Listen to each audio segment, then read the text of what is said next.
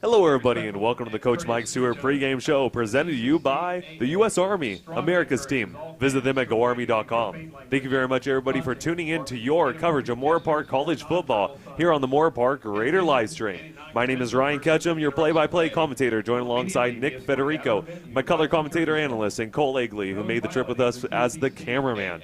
We are here at Cerritos College, home of the Falcons, for the game between the Moorpark Raiders and the Cerritos Falcons. The Moorpark Raiders coming into this game with a 1-7 overall record. Unfortunately, the Moorpark Raiders have lost the past 7 games, but there's never a bad time to turn a season around, never a bad time to be able to finish off the season with a 3-7 record. So there's always time to be able to get that victory, to be able to at least switch things around. Cerritos coming in to this game with a 3-5 overall record, so both teams are pretty fairly matched. So, Nick, coming into this game, what are you looking to watch out for out of this Moorpark offense, trying to start things going and trying to have a good game against Cerritos? Well, I'm looking for, like we've always talked about, Ryan, we've looked for Tanner Darling to make some explosive plays here, along with Mark Martin, people like Vinny Corso, guys that can really get it done. But just bringing it back to how you were talking about how these teams are so evenly matched, let's also have it note that the Falcons are on a 2-game losing streak. So both these teams are looking desperately for victory here. But I think we're going to have a great matchup tonight with both these teams matching up pretty perfectly tonight, Ryan. Yes, it should be great. And talking about Vinny Corso, one of the most electrifying players out here for the Moorpark Raiders, not just on the return game, not just as a slot receiver. We've even seen him at the quarterback position. Sometimes a jet sweep handoff, we've seen him have some action on the run. So he has just been a great addition to our team. This, of course, he didn't play last season, so just a great addition to this Moorpark Raider team. Now something to talk about, the way that we are able to get those runs, we're able to get Mark Martin involved, all these players involved, is because of our offensive line. Our offensive line, some games is a little shaky, but it seems like consistently they are able to at least block somewhat. They're able to stand tall up there, and they are able to make their presence known. Of course, when you're sending 8 guys, that's not going to go well for a 5-man offensive line, but when you have matched up just 5-on-5, it seems like they play very well, and they're able to keep Tanner alive for the average 2 to 3 seconds that it usually takes for a quarterback to let go of the football. Some of the offensive linemen, of course, we have guys like Anthony Irvin, we got Alejandro Diaz, we have guys like Frederick Wise, who has been with the team for 4 seasons. We have Reggie Jackson, who's coming from Georgia. These guys are pretty great staples out here for the Moorpark Raider offense. What do you got to talk about these guys? I mean, you said it yourself, Ryan, these are some great athletes here for this offensive line here. And not to mention, these are some big boys, too. We're talking about Frederick Wise, 6'4", 310 pounds. Reggie Jackson, 6'2", 280. Baron Holtz, 6'3", 275. Giovanni Rosa, 6'5", 305. Ryan, this is a big line right here, and it has definitely contributed to the success. As we've talked about, and as it's known around football, you can't have any success if your offensive line can't get it done. And when Royal is on, when you see Vinny Corso here catching these long bombs here with Prentice Brown, guys like that, it can't happen without this offensive line here. So you got to have your hats off to these guys here who are always able to get it done. With that being said, I expect to see a great run game tonight with Mark Martin and Edge Nevada, like we've seen a lot. But like we talk about, it can't get done without these big boys blocking up front and moving the way and clearing the way for this offense to have a successful night tonight, Ryan. And that's going to be the story of the game because they're going up against Derek Thomas, the defensive end, 6'3", 225. He is just an incredible athlete. Also, guys like Jordan Thomas, number 56, number 90 as well, PJ Nafahu. These guys have consistently, we got Nafahu, number 90. He's that big defensive tackle down there.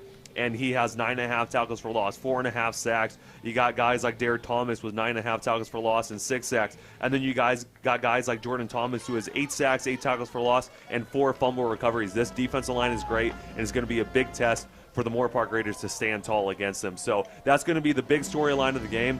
So once again, thank you very much, everybody, for tuning in to the Coach Mike Stewart pregame show presented by the U.S. Army, America's team. Visit them at goarmy.com.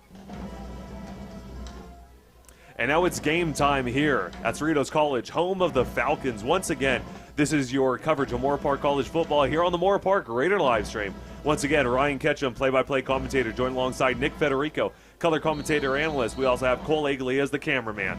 It is now time for opening kickoff here for the Saturday Night Lights. Desmond Davis, number 2, and Vinny Corso, number 20. The usual return men that we've seen in the past few weeks for the Moorpark Raiders are back to receive the kick. It's going Davis's way. He's going to let it bounce out of bounds. Of course, a penalty flag. Smart move right there by Davis. First play of the game. Those are the kind of heads-up plays here that win you games and definitely set your offense up with a nice drive right there. Notice how Davis didn't grab that ball, even though he was tempted to.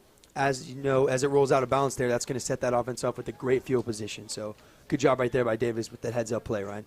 Yes, definitely. Should place him right around the 35-yard line. It does look like the referee is going to place her right there. So great field position for the Moorpark Raiders starting off this game.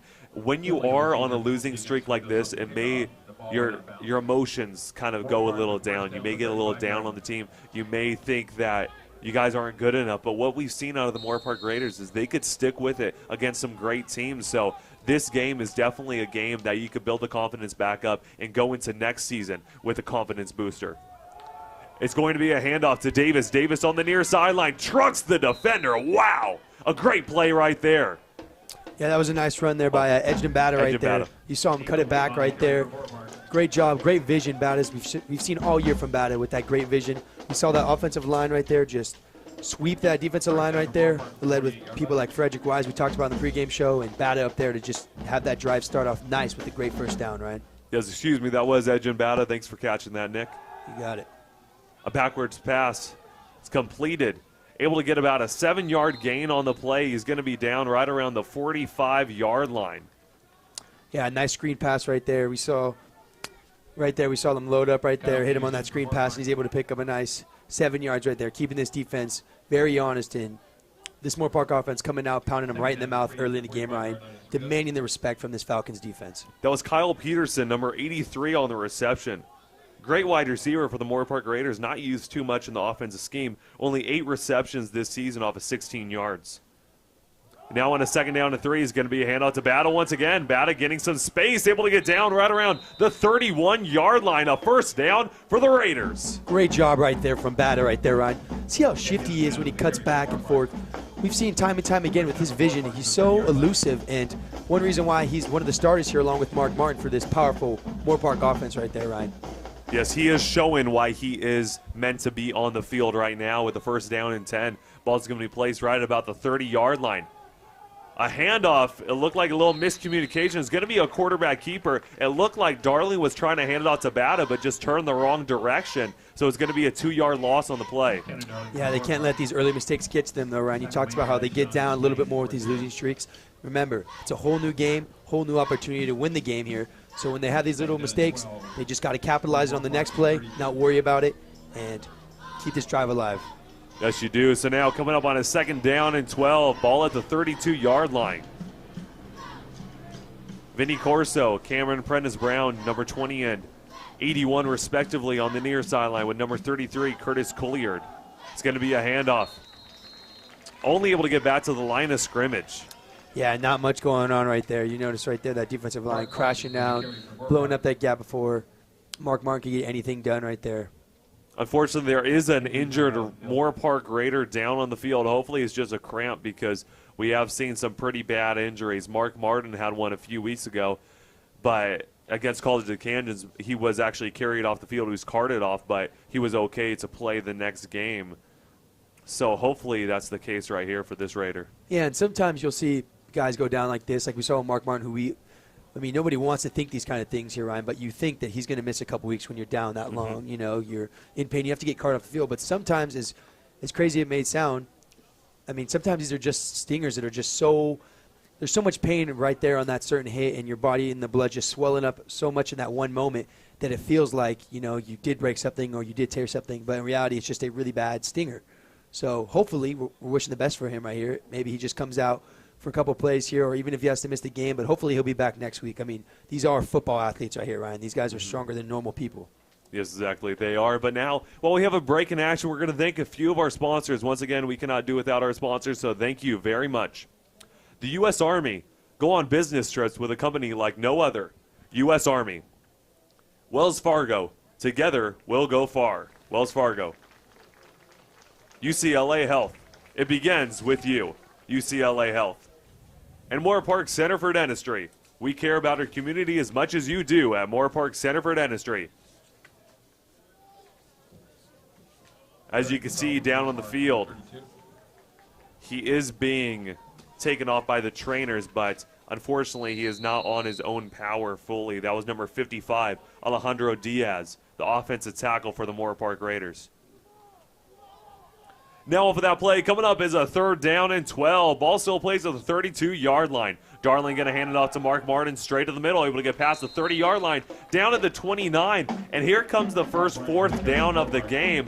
4th down and 9 coming up. Riley Garrett was practicing in the pregame, so hopefully, I mean, it seemed like he has a leg. He was able to knock down 2 back-to-back 45-yard field goals. Excuse me, well, 2 45-yard field goals in back-to-back games. So hopefully he could do the same thing right here, because it looks like he's marked at the about a 46-yard field goal coming up. Definitely, and I like the play call right there with Mark Martin. They knew they weren't trying to get the first down right there, Ryan. They're just trying to create better field position right there for their kicker Riley to, get a couple extra yards closer to that field goal. Riley Garrett coming up on a 46-yard field goal attempt. It is up. It has the leg, and it is straight through the uprights. It is good. Riley Garrett, number 99, the savior for the Moorpark Raiders, coming up with the first points of the game. Great job right there with that Moorpark offense, Ryan. Coming down, we're talking about putting points up on the board early, and that's exactly what you got to do right there. Garrett with a nice booming kick of 46 yards. This Moorpark offense is definitely looking to put up a fight tonight. Yes, especially if, 45-yard field goal was his career long, in his whole entire career, high school, pee-wee, whatever have you, that he played in. 45-yard field goal kick was his career long that came this season. He had another 45-yard field goal kick this season, and now he just set his career high to a 46-yarder. So this season has been great for Riley Garrett, not just from everything that he's done for the Moorpark Raiders, but also just career marks with getting those records.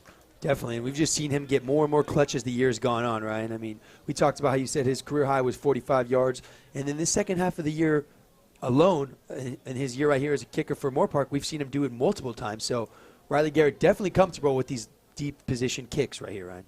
Yes, and it seems like the whole entire team's behind his back, because even during pregame, he missed a few of the kicks. I missed a few field goal kicks, but even the team, they were rallying behind them and was, slapping his helmet, trying to make sure that he stayed in the game.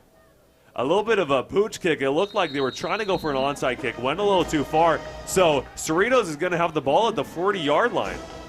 In these last couple weeks, Ryan, we've noticed time and time again here that Moorparks like to go to these pooch kicks. It seems almost every single time that they're kicking off, they like the pooch kicks. They like to almost cause fear into the kick returning team, knowing that there's most likely going to be a big hit coming from that. And ultimately, that Moorpark kickoff team is trying to recover the ball on what is almost, in a way, like a onside kick, but a pooch kick, which is a lot more deadly if you don't fair catch that ball, Ryan. So now coming up for Cerritos, it's going to be a 1st down and 10, ball at the 40-yard line. That's where they're going to start. So great field position out here for the Falcons coming out. It's going to be a handoff straight up the middle. Looks like they're able to get the 1st down, maybe a few inches shy. Yeah, you saw right there. It's all about key tackles and wrapping up. We saw right there a couple missed tackles right there for that Moorpark defense right there. Number 18, Courtney Chandler, not able to wrap that one up there. You got to take down these big running backs here, wrap up those legs, and stop them from getting those 1st downs and adding momentum to this Falcons offense. Querell Hall, number 28, getting the carry once again. Back-to-back carries, but Moorpark Raiders, it looked like there was almost a fumble on the play, but they're able to bring him down for a 2-yard gain, so definitely much better than the 10-yard gain that he had on the last play. Yeah, great job right there by Drew Mathis, breaking down, swimming that block right there, and able to stop that running back for a short 2-yard gain. Drew Mathis has been a solid stud on this Raider defense, Ryan. Yes, he has been a solid stud out here. Now, a 2nd down and 8 coming up. Is going to be a handoff once again. Querell is getting all the handoffs. It looks like holding on the outside, and they are going to throw the flag. Hall is able to get a 1st down, but I think you saw this as well, Nick. That was an obvious holding penalty. Oh, yeah, that was a clear holding penalty right there.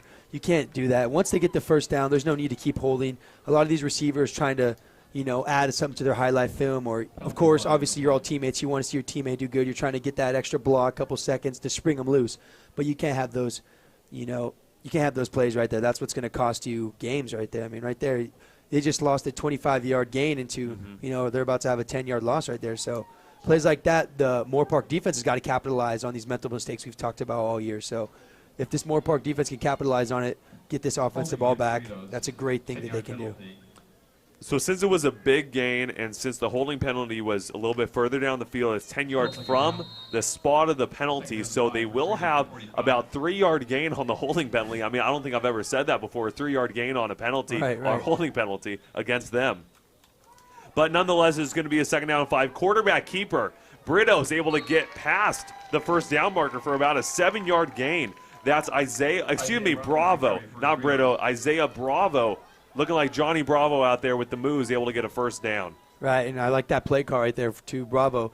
The option is all about discipline, and right there you saw the DN bite down on that running back. It was not able to keep outside contained, which is what sprung Bravo for a 1st down right there.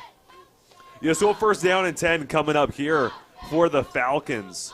Bravo in the shotgun position, going to hand it off to Hall. Hall straight at the middle and going to be brought down by a multitude of Raiders. Richard Watkins was there, and a few other Raiders were able to bring him down, including Cameron Townsend. Yeah, people like Richard Watkins, Cameron Townsend. These guys are some of the studs that we see on this Moorpark defensive line week in and week out. They're always able to go up against some of the best offensive lines in the league. We saw them, make Fullerton, give them a run for their money there. So if they can give Fullerton a run for their money, I mean, I think that they can give Cerritos definitely some problems tonight as well. Yes, they can. Now coming up with a 2nd down and 8. Obvious running situation, they're going to call it. There is a penalty thrown as it looked like Ryan Schmerbeck tried to force the fumble. He was able to get out of there, but it is going to be a penalty. So basically disregard that play. He was able to cut it back, but. Yeah, we saw right there, Schmerbeck trying to stop that run right there. A lot of times you'll see these guys wrap them up and they'll let them go because they think the play's over. But great job right there, not letting go of them until that whistle's blown. Once you hear that whistle's blown, then you stop. Whatever you're doing, you let them go. But before you hear that whistle, you cannot let go of that running back or anybody in possession of the ball, Ryan. It's going to be a penalty against the Raiders, so able to bring them up 5 yards. I believe it's the offsides penalty. They're calling on J.J. Durden, number 15, on the near sideline, the cornerback for the Moorpark Raiders. Now, with that 2nd down and short, it's going to be about a 2nd down and 3 coming up. Bravo in the shotgun position, looking for the out route. It's going to be completed out of bounds, but it's going to be a false start, so disregard that one as well. It's just going to go back to the original line of scrimmage that they had it out at the 2nd down. Yeah, and that moves them back another 5 yards. So now you're looking at a whole new type of offense right here. It's 2nd and 8. Now you're not looking for these short outs, but you're looking for a lot more deep pass type plays for this Falcons offense right here, Ryan. So play a little bit more safe if you're on this Moorpark defense. On the near sideline, you have Justin Garrett. On the far sideline, Stacy Chukwuemezi, number 2, Kevin Ventura Cortez, number 7, and Zenovian Kennedy, number 17, on the far sideline of the wide receivers. Looking for the out route. It's a little too high, and it's going to be out of bounds, so that is going to be another incomplete pass, bringing up a 3rd down. Not a great throw there by Bravo, but you also saw right there, Durden right there, able to read that 5-yard out and able to come up on it. So if he would have even had a chance to catch it, Durden would have been able to make the tackle there, potentially shove him out of bounds, or if not, only hold them to a minimal gain. So great job right there with Durden, watching those hips, seeing him sink, and coming up and driving. It seemed like Garrett was kind of floating out of bounds as well, so even if he made that catch, I mean, you never know where his awareness is at, but it might have been a reception, but it looked like it was far shot. There is a deep pass down the field on the far sideline. They're calling it a touchdown. First touchdown of the game for Cerritos. It was to Stacy Chukwuemezi, number 2. Yeah, great job right there by Chukwuemezi. One of these premier athletes here for this Falcons offense right there. He's been able to do a lot of damage to multiple teams, right? So far up into the year here, he's had 21 receptions here, a couple touchdowns, and almost around 400 yards here with 355 yards. So pardon me, about 355 yards on the year. But Chukwuemezi here, definitely an athlete, and Moorpark's definitely realizes they need to lock him down for the remainder of this game here, Ryan. And that was a 36-yard passing touchdown right there to Chukwuemezi. So a pretty deep pass play, and the PAT attempt is up, and it's good. The score right now, Cerritos Falcons 7, Moorpark Raiders 3 in this Saturday Night Lights matchup. While we do have another break in action, we're going to thank a few more of our sponsors. The lender you can call home, PennyMac. Let us tackle all your mortgage needs at PennyMac. DCH Auto Group, delivering customer happiness. DCH Auto Group. Nationwide is on your side. Nationwide. Jersey Mike Subs, since 1956, a sub above. Jersey Mike Subs. And Los Robles Hospital and Medical Center, well within reach. Los Robles Hospital and Medical Center. And once again, thank you very much to all of our sponsors, but once again, Nationwide. Nationwide is on your side, is going to be the game sponsor for next week's game at Griffith Stadium for the Moorpark Raiders versus Santa Monica. Now, Santa Monica College is coming into that game, and they're going to be playing at Griffith Stadium once again against the Moorpark Raiders. It's sponsored by Nationwide. Also, all active military members, all military members that are in uniform get a free ticket in, and their family get a free ticket in. So make sure you support your Moorpark Raiders at the next game. Desmond Davis gets the kickoff. He has some room in front of him, but it's going to be a shoelace tackle right before the 25-yard line. Davis, you saw right there, tried to bounce it out and thought that he could beat him to the corner with the foot race right there, but these shoelace tackles we see happen time in and time out are kind of the things here that stop these long runs from occurring. So Davis got the worst side of the luck right there, just getting tripped up just before hitting that corner, but still able to get a nice game for the Moorpark Raiders here on about the 24-yard line. Yeah, it's going to be a first down and 10, ball at the 24-yard line here, and a beautiful night at Cerritos. I mean, there's no cloud in the sky. It looks like a perfect night. There's a full moon. Stars. Exactly. Still looking for the stars. I mean, that might be a little obstructed by the lights, the stadium lights, as we're able to get another handoff. It's Desmond Davis on the far sideline, cutting middle. Able to get a big-time first down just past the 40-yard line. And these Moorpark running backs, Ryan, are so fast, but not only fast, they're so fearless. You saw Davis right there coming up on a 15-yard gain and then drops his shoulder and able to get another yard. These 1 or 2 yards are stuff that people are things that people overlook in games, and those 1 or 2 yards are the difference between wins and losses in games right there, Ryan. We talk about football being a game of inches. Great job by Davis, just getting the extra yard to add on to that carry. First down and 10 at the 39 is going to be a pass completed on the near sideline, trying to make a move. That's number 23, William Boucher, on the reception. It looks like he has enough for the first down once again, and as you said, a game of inches. It looked like he was just able to stay in bounds for a few more inches before he got pushed out of bounds to be able to get that first down.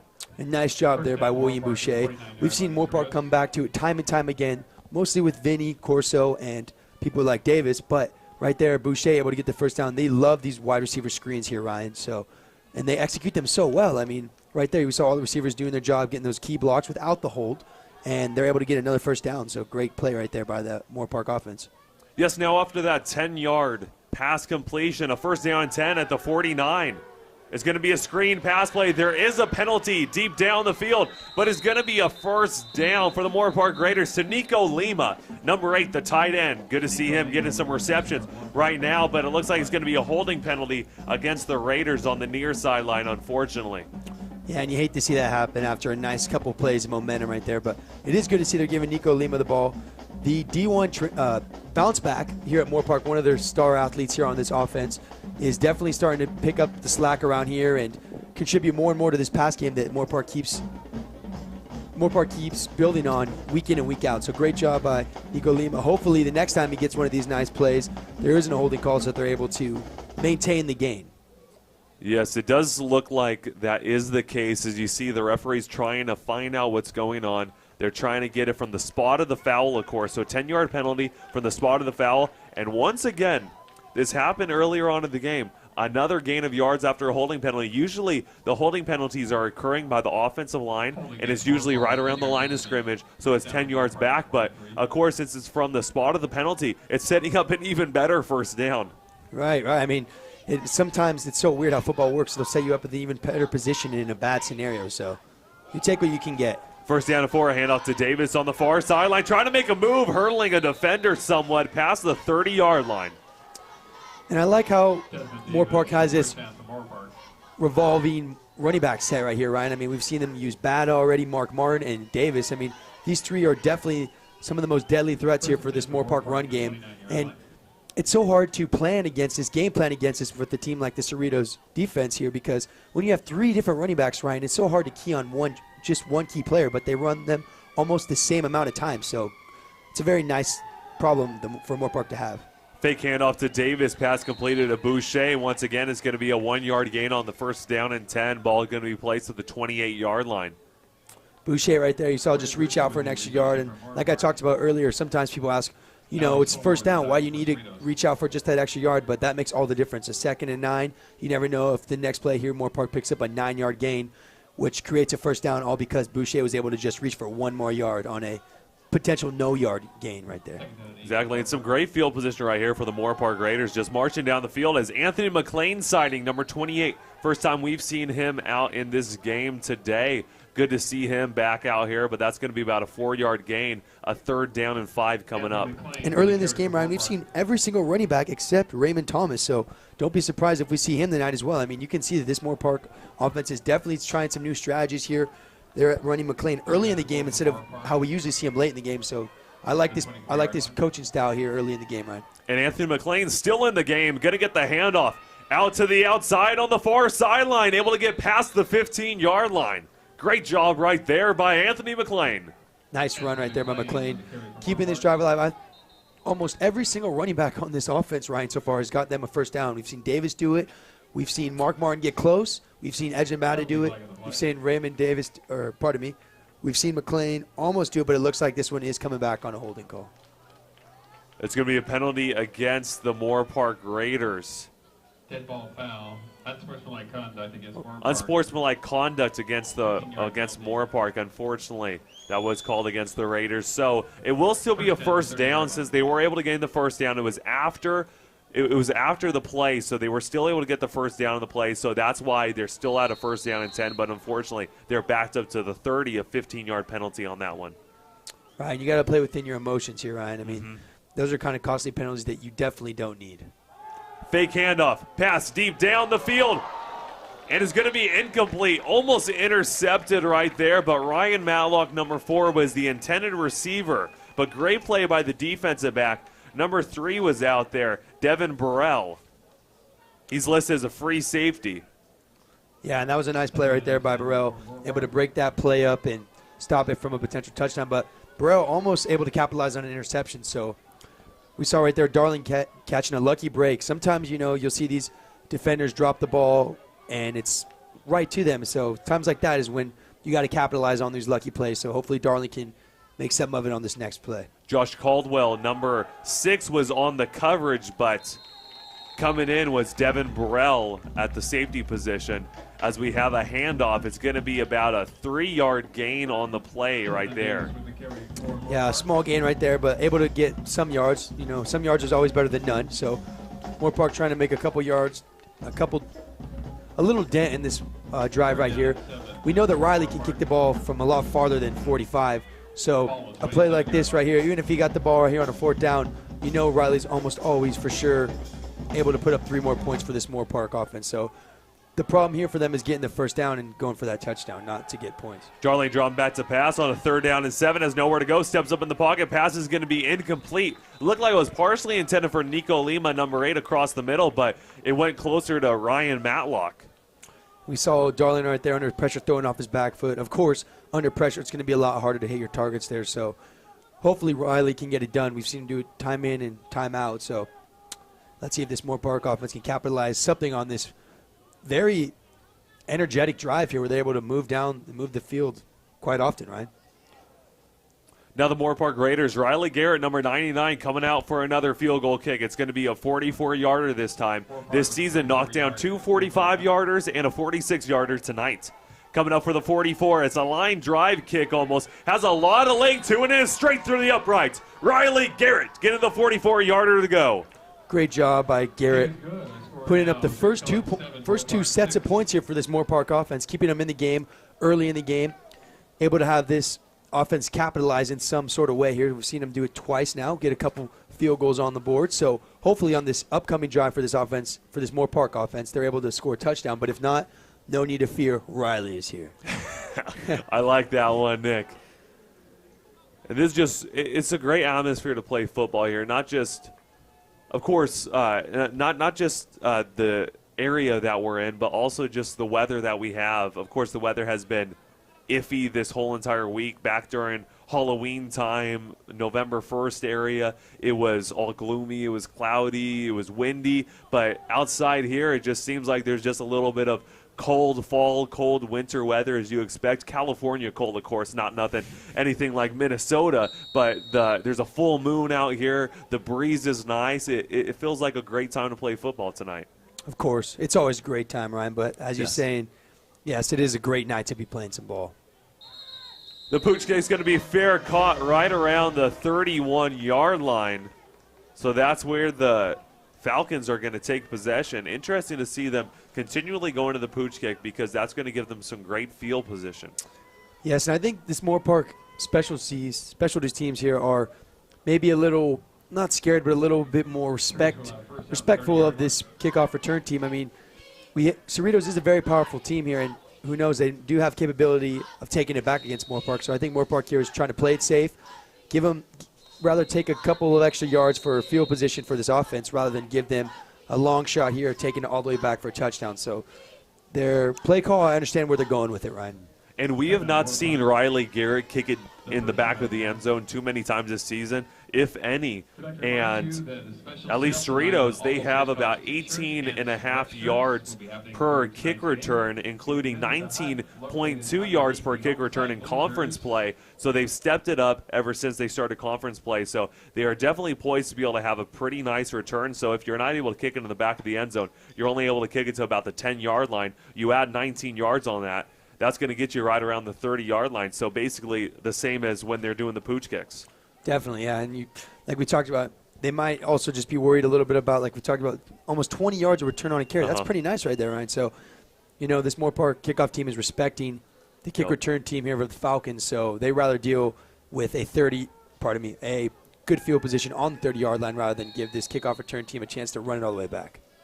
Kiki Mendoza, number 25 in the slot, new wide receiver out here for the Falcons. It's going to be a first down and 10. It's going to be a handoff. It looks like the ball is on the ground. It's going to be a fumble recovery from Courtney Chandler, number 18. Moorpark Raider football. If it stands, I don't see any penalties. It is going to be Raider football. That was a great job right there by that Moorpark defense coming in and laying a hit. Great job right there.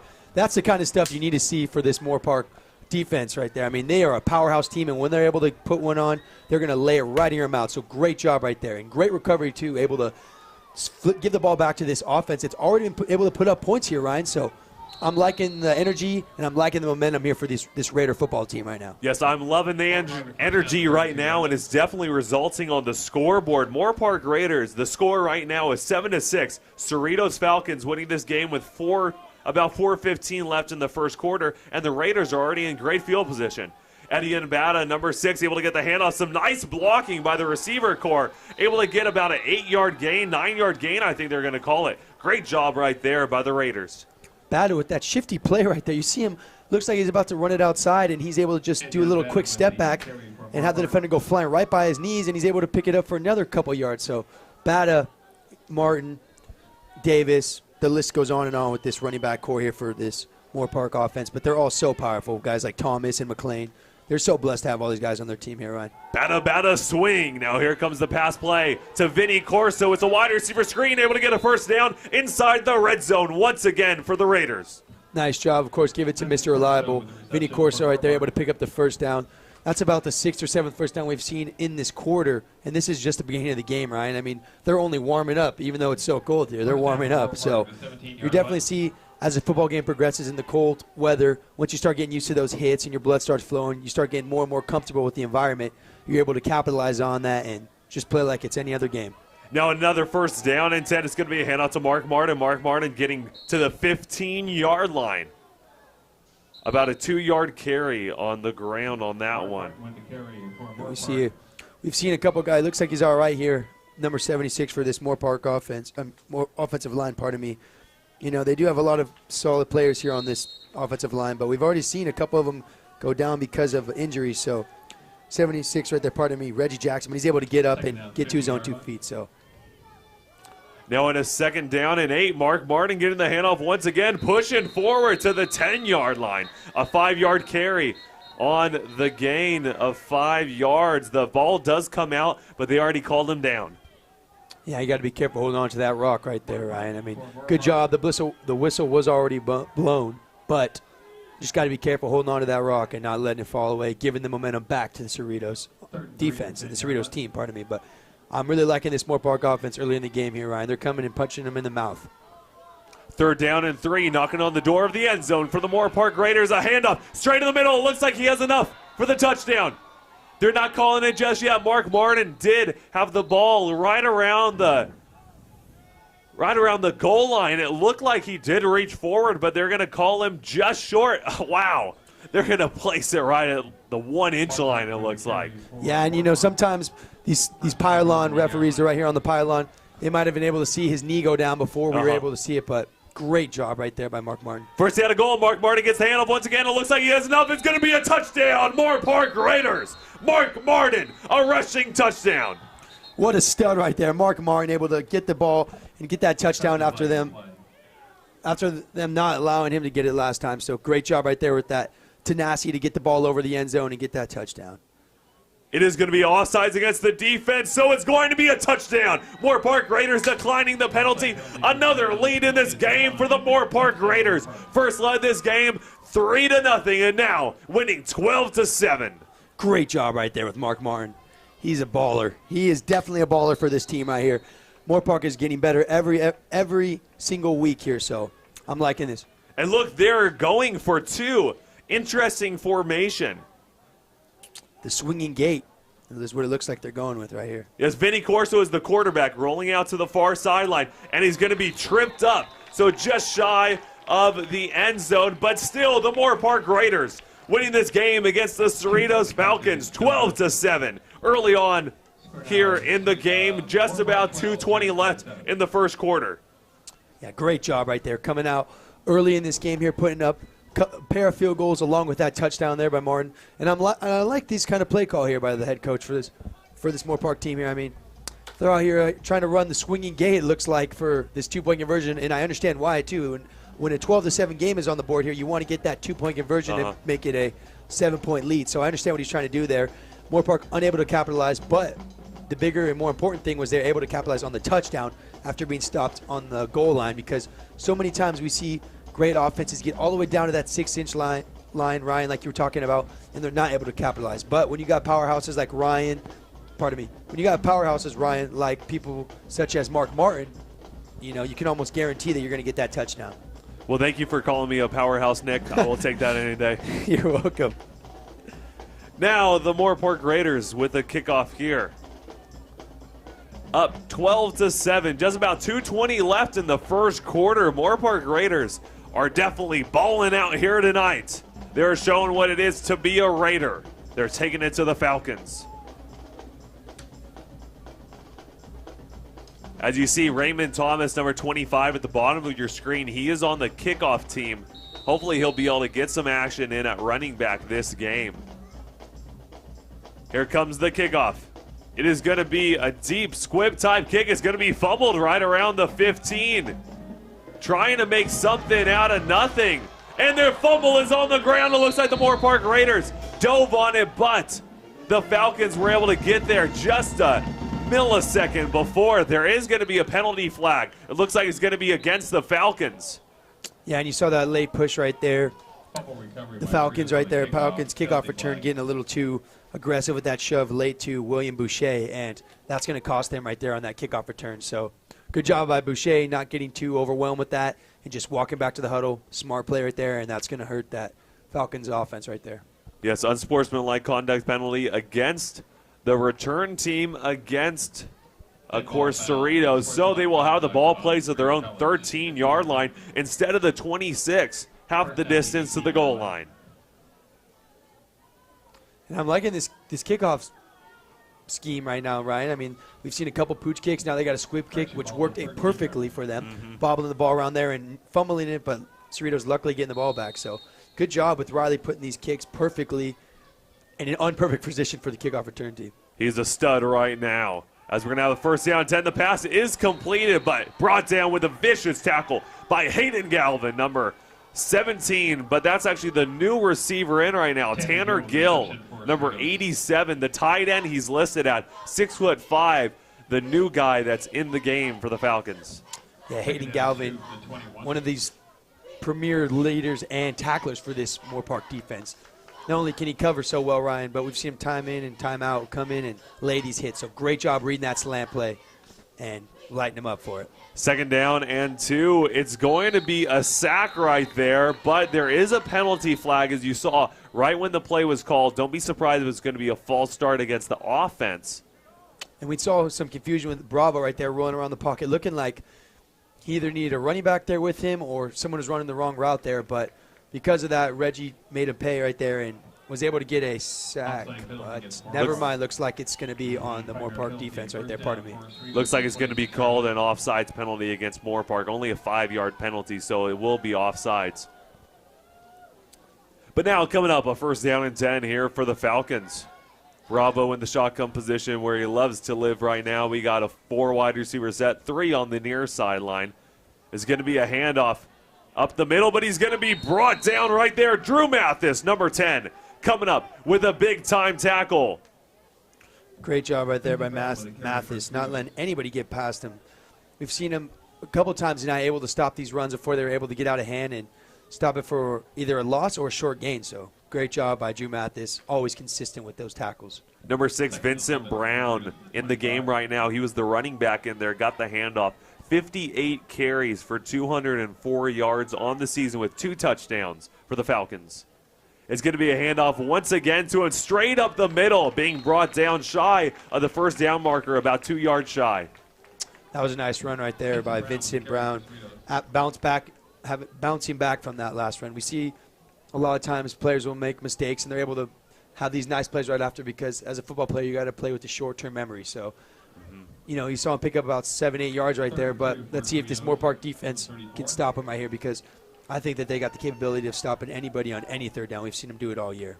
Exactly. The Moorpark Raiders are just so efficient out on the defensive side of the field. But now, well, we have another break in action. We're going to thank a few more of our sponsors. We're actually winding down to the end of the first quarter of action.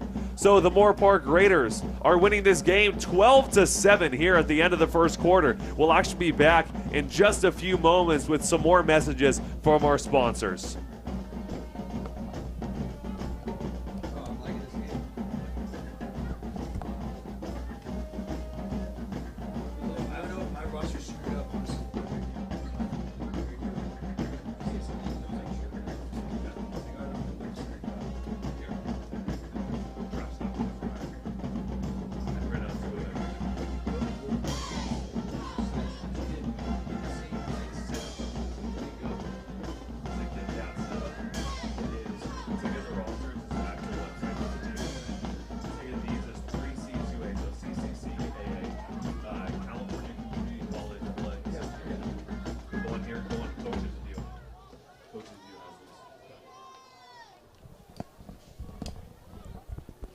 Hello, everybody, and welcome back to your coverage of Moorpark Raider football here on the Raider live stream. Once again, Ryan Ketchum, play-by-play commentator, Nick Federico, color commentator analyst, Cole Egley, cameraman. We are here at Cerritos College, home of the Falcons, where the Moorpark Raiders are winning right now at the end of one quarter of action. It's the start of the second quarter, 12-7 lead, a 5-point lead.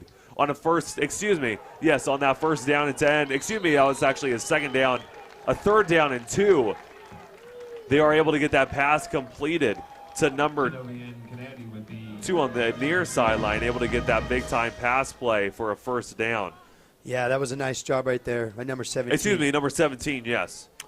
We saw right there, though, a triple threat right there with Drew Mathis, Hayden, and also J.J. Durden made him pay. They sandwiched him right after there, Ryan, after he got that first down. But great job right there with him, able to slide back over and pick up the first down for that Falcons offense. Zenovian Kennedy able to come up with that reception Now on a 1st down and 10, drop back to pass. The pressure is coming. The pass is going to be completed to the tight end.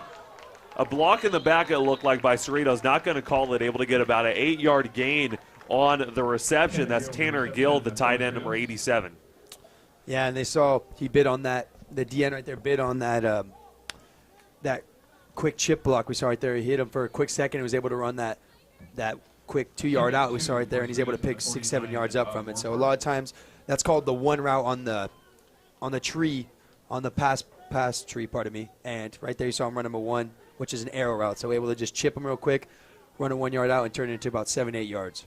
2nd down and 2 coming up. Bravo drop back to pass. The pressure is coming. The pass is thrown deep down the field. It is too short, but it looked like the Raiders got the pressure there and were able to hit his arm before he threw it. And we saw right there Stacy, number 2 for this Falcons offense, got the better hand of Durnan on that play. But fortunately for Durnan, Bravo wasn't able to complete the long bomb pass right there. Yes, that was Stacy Chukwuemezi, number 2, the wide receiver out there for Cerritos. And actually, Stacy Chukwuemezi, he has 21 receptions for 355 yards on the season and 2 receiving touchdowns. So a pretty good wide receiver out here for the Falcons. They've definitely used him a lot this season. Oh, definitely the number 2 receiver for this Falcons offense as well. 3rd and 2, the pressure is coming. Bravo's going to take it himself, get a 1st down, able to evade the tackles, has a blocker downfield down at the 20 to the 10, and he's going to be brought down at the 8-yard line. We saw Bravo right there break that long run right there, but even though that wasn't a pleasant play for that defense, you got to give him hats off right there for the outside contain, not letting him get outside. He would have got outside right there. That's a given touchdown right there, Ryan. So good job with that secondary, forcing Bravo to run it back inside, and Hayden coming across the backside and able to stop him at the 8-yard line. And, you know, you never know. These points aren't given. No one just gets these points here in college football. So, you know, I could definitely plan on this Moorpark defense stopping them here or even getting a turnover. Now coming up with a 1st down and goal, ball at the 7-yard line. Knocking on the door of the end zone, and it's going to be intercepted by the Moorpark Raiders. They're taking it at the 20-yard line. That is bringing it back to the 30. Daniel Henderson, number 40, with the interception. I just called that, Ryan. I told you never count this Moorpark defense out right there. Daniel Henderson right there, star from Royal High School last year, coming in as a true freshman and making plays on this defense. Whenever he gets his chance, he makes it happen. So great job right there by Daniel Henderson. And that is his 1st interception of the season. He has a fumble recovery, a sack, 3 tackles for loss, 24 total tackles, and now tally up an interception right there for Daniel Henderson. And exactly, that was pretty crazy how you said these points are not given. You have to fight for the points, and you saw right there at the 7-yard line, Henderson coming up with a big play. This Moorpark defense is doing everything right to capitalize on the mistakes. Now drawing back to pass on a 1st down and 10, evading the sack, able to check it down. Excuse me, that's actually going to be incomplete pass to Raymond Thomas, number 25. We saw him right here. I said on the kickoff I'd like to see him at the running back position sometime in this game, and Raymond Thomas was able to get that call. Desmond Davis is actually going to take him out right now. And now we've seen this Moorpark offense completely revolve around the wheel here of running backs. We have seen every single running back listed as a running back at least. You know, maybe Vinny will jump in later in the game here, but we've seen them all take some snaps, and they're all able to do something with it. There is going to be a penalty flag down on the field, able to get a 4-yard gain by Tanner Darling on the quarterback keeper on a 2nd down and 10. There's about 12:40 left in the 1st half, 2nd quarter of action. Yeah, they bring Davis in, and whenever they bring Davis in, most of the time, you look to see these outside runs or these quick swing passes. So be looking for something of those sorts tonight, or pardon me, not only tonight, but in this drive, especially here, once they bring Davis in. There's going to be a penalty against the Raiders, bringing them back 5 yards. So now it's going to be a 2nd down and 15 coming up here. Ball at the 26-yard line. And we see Cameron Prentice Brown in the slot here. Definitely one of these ballers on this offense right here, Ryan. Look for him to be getting these quick outs here or these hitch passes.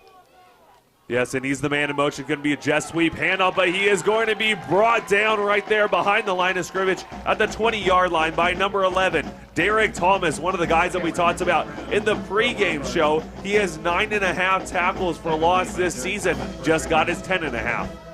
And not only that, you can almost count that as a sack, even though, of course, it wasn't. leads second in the team in sacks here with 6. So Derek Thomas definitely going to be a problem for this Moorpark offense, especially after them seeing some of their key stars on this offense go down for a quick minute, Ryan. 3rd down and 19 coming up here for the Moorpark Raiders. Ball at the 20-yard line.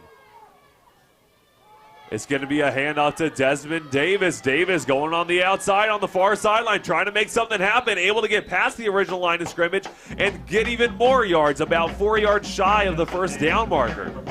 Yeah, that was a nice run by Davis right there, cutting it up for a nice 15, 16-yard gain right there. It looks like Vinny Corso down. You saw, I don't know if you noticed there at the Ryan at the end of that play right there, but Davis lowered his shoulder, not trying to truck Vinny, but trying to just truck anybody in his way to get those extra yards, and Vinny just got the brunt of it right in his back. So he's a little shooken up, but he'll be all right. They're going to mark him actually a little bit. They're going to mark him out a little bit earlier than I expected, so it will be about a 4th down and 6. Pretty obvious punting situation, so they are going to punt it, a high, deep, booming punt. It's fair caught right at the 31-yard line. They're not going to call it a penalty. At least they shouldn't. He was pushed into the return man, so of course that was Raymond Thomas. You can't be pushed into the return man. There is a penalty flag. As you see, one referee is right around all of the Cerritos players, so they're probably going to have unsportsmanlike conduct, maybe talking some trash, and right around the referee. You can't do that. Definitely not. And you saw right there, I understand where Cerritos was coming from right there. They were very upset about them not throwing the flag because he was running into the punt returner, pardon me, after he fair caught it, but he was shoved into it. The referees did notice it, and that's why they didn't throw the flag. But because of that, we see this Cerritos sideline right here starting to get very upset, probably saying some things they shouldn't say. And because of a no flag call that they wish there was a flag for, it caused a flag because of their unsportsmanship, pardon me, from that sideline. So once again, Moorpark's getting another nice call in their favor, and let's see if this defense can come up with another turnover. Yes, wow, they're going to be placed at their own 17-yard line. So it's going to be a 1st down and 10, ball at the 17. Cerritos haven't had any success on offensive side ever since they scored their touchdown. So they're definitely not looking pretty right now. And the touchdown that they scored was a 36-yard touchdown pass to Stacy Chukwuemezi, so it's not like they were actually able to march in the red zone for that play. The only time they were in the red zone, they threw an interception. So now on a 1st down and 10, it's going to be a handoff to the near sideline, trying to break a tackle, but he's going to be brought down right there. Number 44 coming up with a big-time tackle for the Moorpark Raiders. Nice job there by number 44. Making a great play right there. I mean, that's the kind of outside containment that I talk about. Once these running backs get to the outside, they're going to turn upfield for a nice 1st down, maybe even a touchdown. Great job right there, grabbing his jersey. And we see a lot of times they always talk about tucking in your jersey because if not, defenders will grab it and just pull you down to the ground with it. So great job there by that defense, led by number 44 of this Moorpark defense, able to pull him down. Yes, that was number 3, Ramondre Stevenson, the running back that was in the game. It's going to be a play-action pass completed, and is going to be tackled right at about maybe a 1 yard past the original line of scrimmage, about a 4 yard gain off of that. That would have been a 2nd down, and it looks like about a 2nd down and 13 that they had. Yeah, and you saw him right there with that play action rollout from Bravo, and what they did right there is they pulled their slot receiver across on what looks like he's just motioned across here, and then he runs another arrow route right into the motion, and he's able to pick up only 2 yards right there. So good job from that Moorpark defense, learning from their first mistake last time they did it, and they're able to learn from the mistake and not let that happen again for a nice gain. 3rd down and 8 coming up. Bravo looking on the far sideline. Pass is incomplete. There is a penalty flag thrown down on the ground. It looked like they're going to be calling it against the Raiders, but interesting, I didn't see enough contact to be able to actually call that penalty. Neither did I, but in this league, Ryan, especially they talk about the corner position is the hardest position on the field, and the reason is because not only do you have to be the most athletic on the field, but you also have to be able to run backwards with these receivers here. You have no idea where they're really going. You have to just be able to run with them, and if you touch them too much, it's gonna cause them to get a 1st down. So you saw him right there, just the slightest bit of touch on his chest right there, and they're going to throw a flag for a PI. Yeah, it is going to go against the Raiders. So now coming up, it's going to be a 1st down and 10, ball at the 30-yard line for Cerritos. About 10 minutes left in the first half, second quarter of action. 12-7. Score still stands. The Moorpark Raiders ahead of the Falcons. Bravo in the shotgun position. About a 5-step drop. Has nowhere to go, and he's going to be brought down for the sack right there. Great job. Ryan Schmerbeck and Richard Watkins coming up with the sack. And they ate him up right there. They made Bravo pay for trying to run around the pocket. Good job there with Watkins coming on and finishing that tackle just in case Bravo was able to break out of that. You saw Watkins come in and lay his shoulder. A nice clean hit, though, Ryan. You know, nothing dirty on this defense here. They play clean. So good job with Watkins coming across there and helping Schmerbeck with that tackle. Yes, exactly. It was a nice, clean hit. And with clean hits, you want to send a message with a powerful clean hit, and they did it right there. So great job on not getting the penalty called against them, but still making a powerful hit. Here on the 2nd down and 12, the pass is going to be completed on the near sideline. Looked like he might have passed the line of scrimmage, but they're not going to throw the penalty flag. The pass was completed to number 25 on the near sideline, Kiki Mendoza. And time again, like we've talked about, these referees do have a better view than us. Of course, they're on, right there on the field with them, so they're able to see where the players are at. So the rule is, as long as any part of your back foot is behind the line of scrimmage, they're able to throw that ball. So that is probably what happened, and we were just not able to see that. Cassius Nichols, number 12, the linebacker for the Moorpark Raiders, is actually down on the field with an injury. So while we have another injury timeout, we're going to thank a few more of our sponsors once again. So thank you very much, all of our sponsors, for staying with us and making sure that we're able to cover this game and be able to cover this Moorpark Raider team. Cricket, something to smile about. Cricket Wireless. Stonefire Grill, where community is served. Stonefire Grill. IBEW Local 47, Southern California's light powered for 125 years. IBEW Local 47. Latin Auto Group, family owned and operated for over 45 years. Always close to home. Latin Auto Group. And The Hat, serving world famous pastrami, burgers, dogs, chili for 67 years. The Hat. And while we were thanking a few of our sponsors, we did see Cassius Nichols walking off the field, had some help from the trainers, but was able to put pressure on both legs, so that's a good sight to see. Definitely. Might have just been another one of those stingers that we were talking about, Ryan. Yes, exactly. Hopefully it was just a stinger. 3rd down and 6. Bravo's going to be sacked once again. There is a penalty flag, but Cameron Townsend sends him out of town. Nice job with Townsend coming in right there and ripping him down. Hopefully, unfortunately, though, it looks like they're calling unsportsmanlike contact right here. And it looks like, from what's going on here, that the Raiders are going to be able to maintain that sack and not have to deal with any consequences. But great job with Townsend. And also, too, I don't know if you noticed right there, Ryan, but number 18 for the Moorpark defense, Courtney Chandler. A lot of these players, they make plays that you don't even notice because there's no play to be made. You saw Chandler coming down on that swing passes, which is where Bravo was looking to get the ball off to on that check down.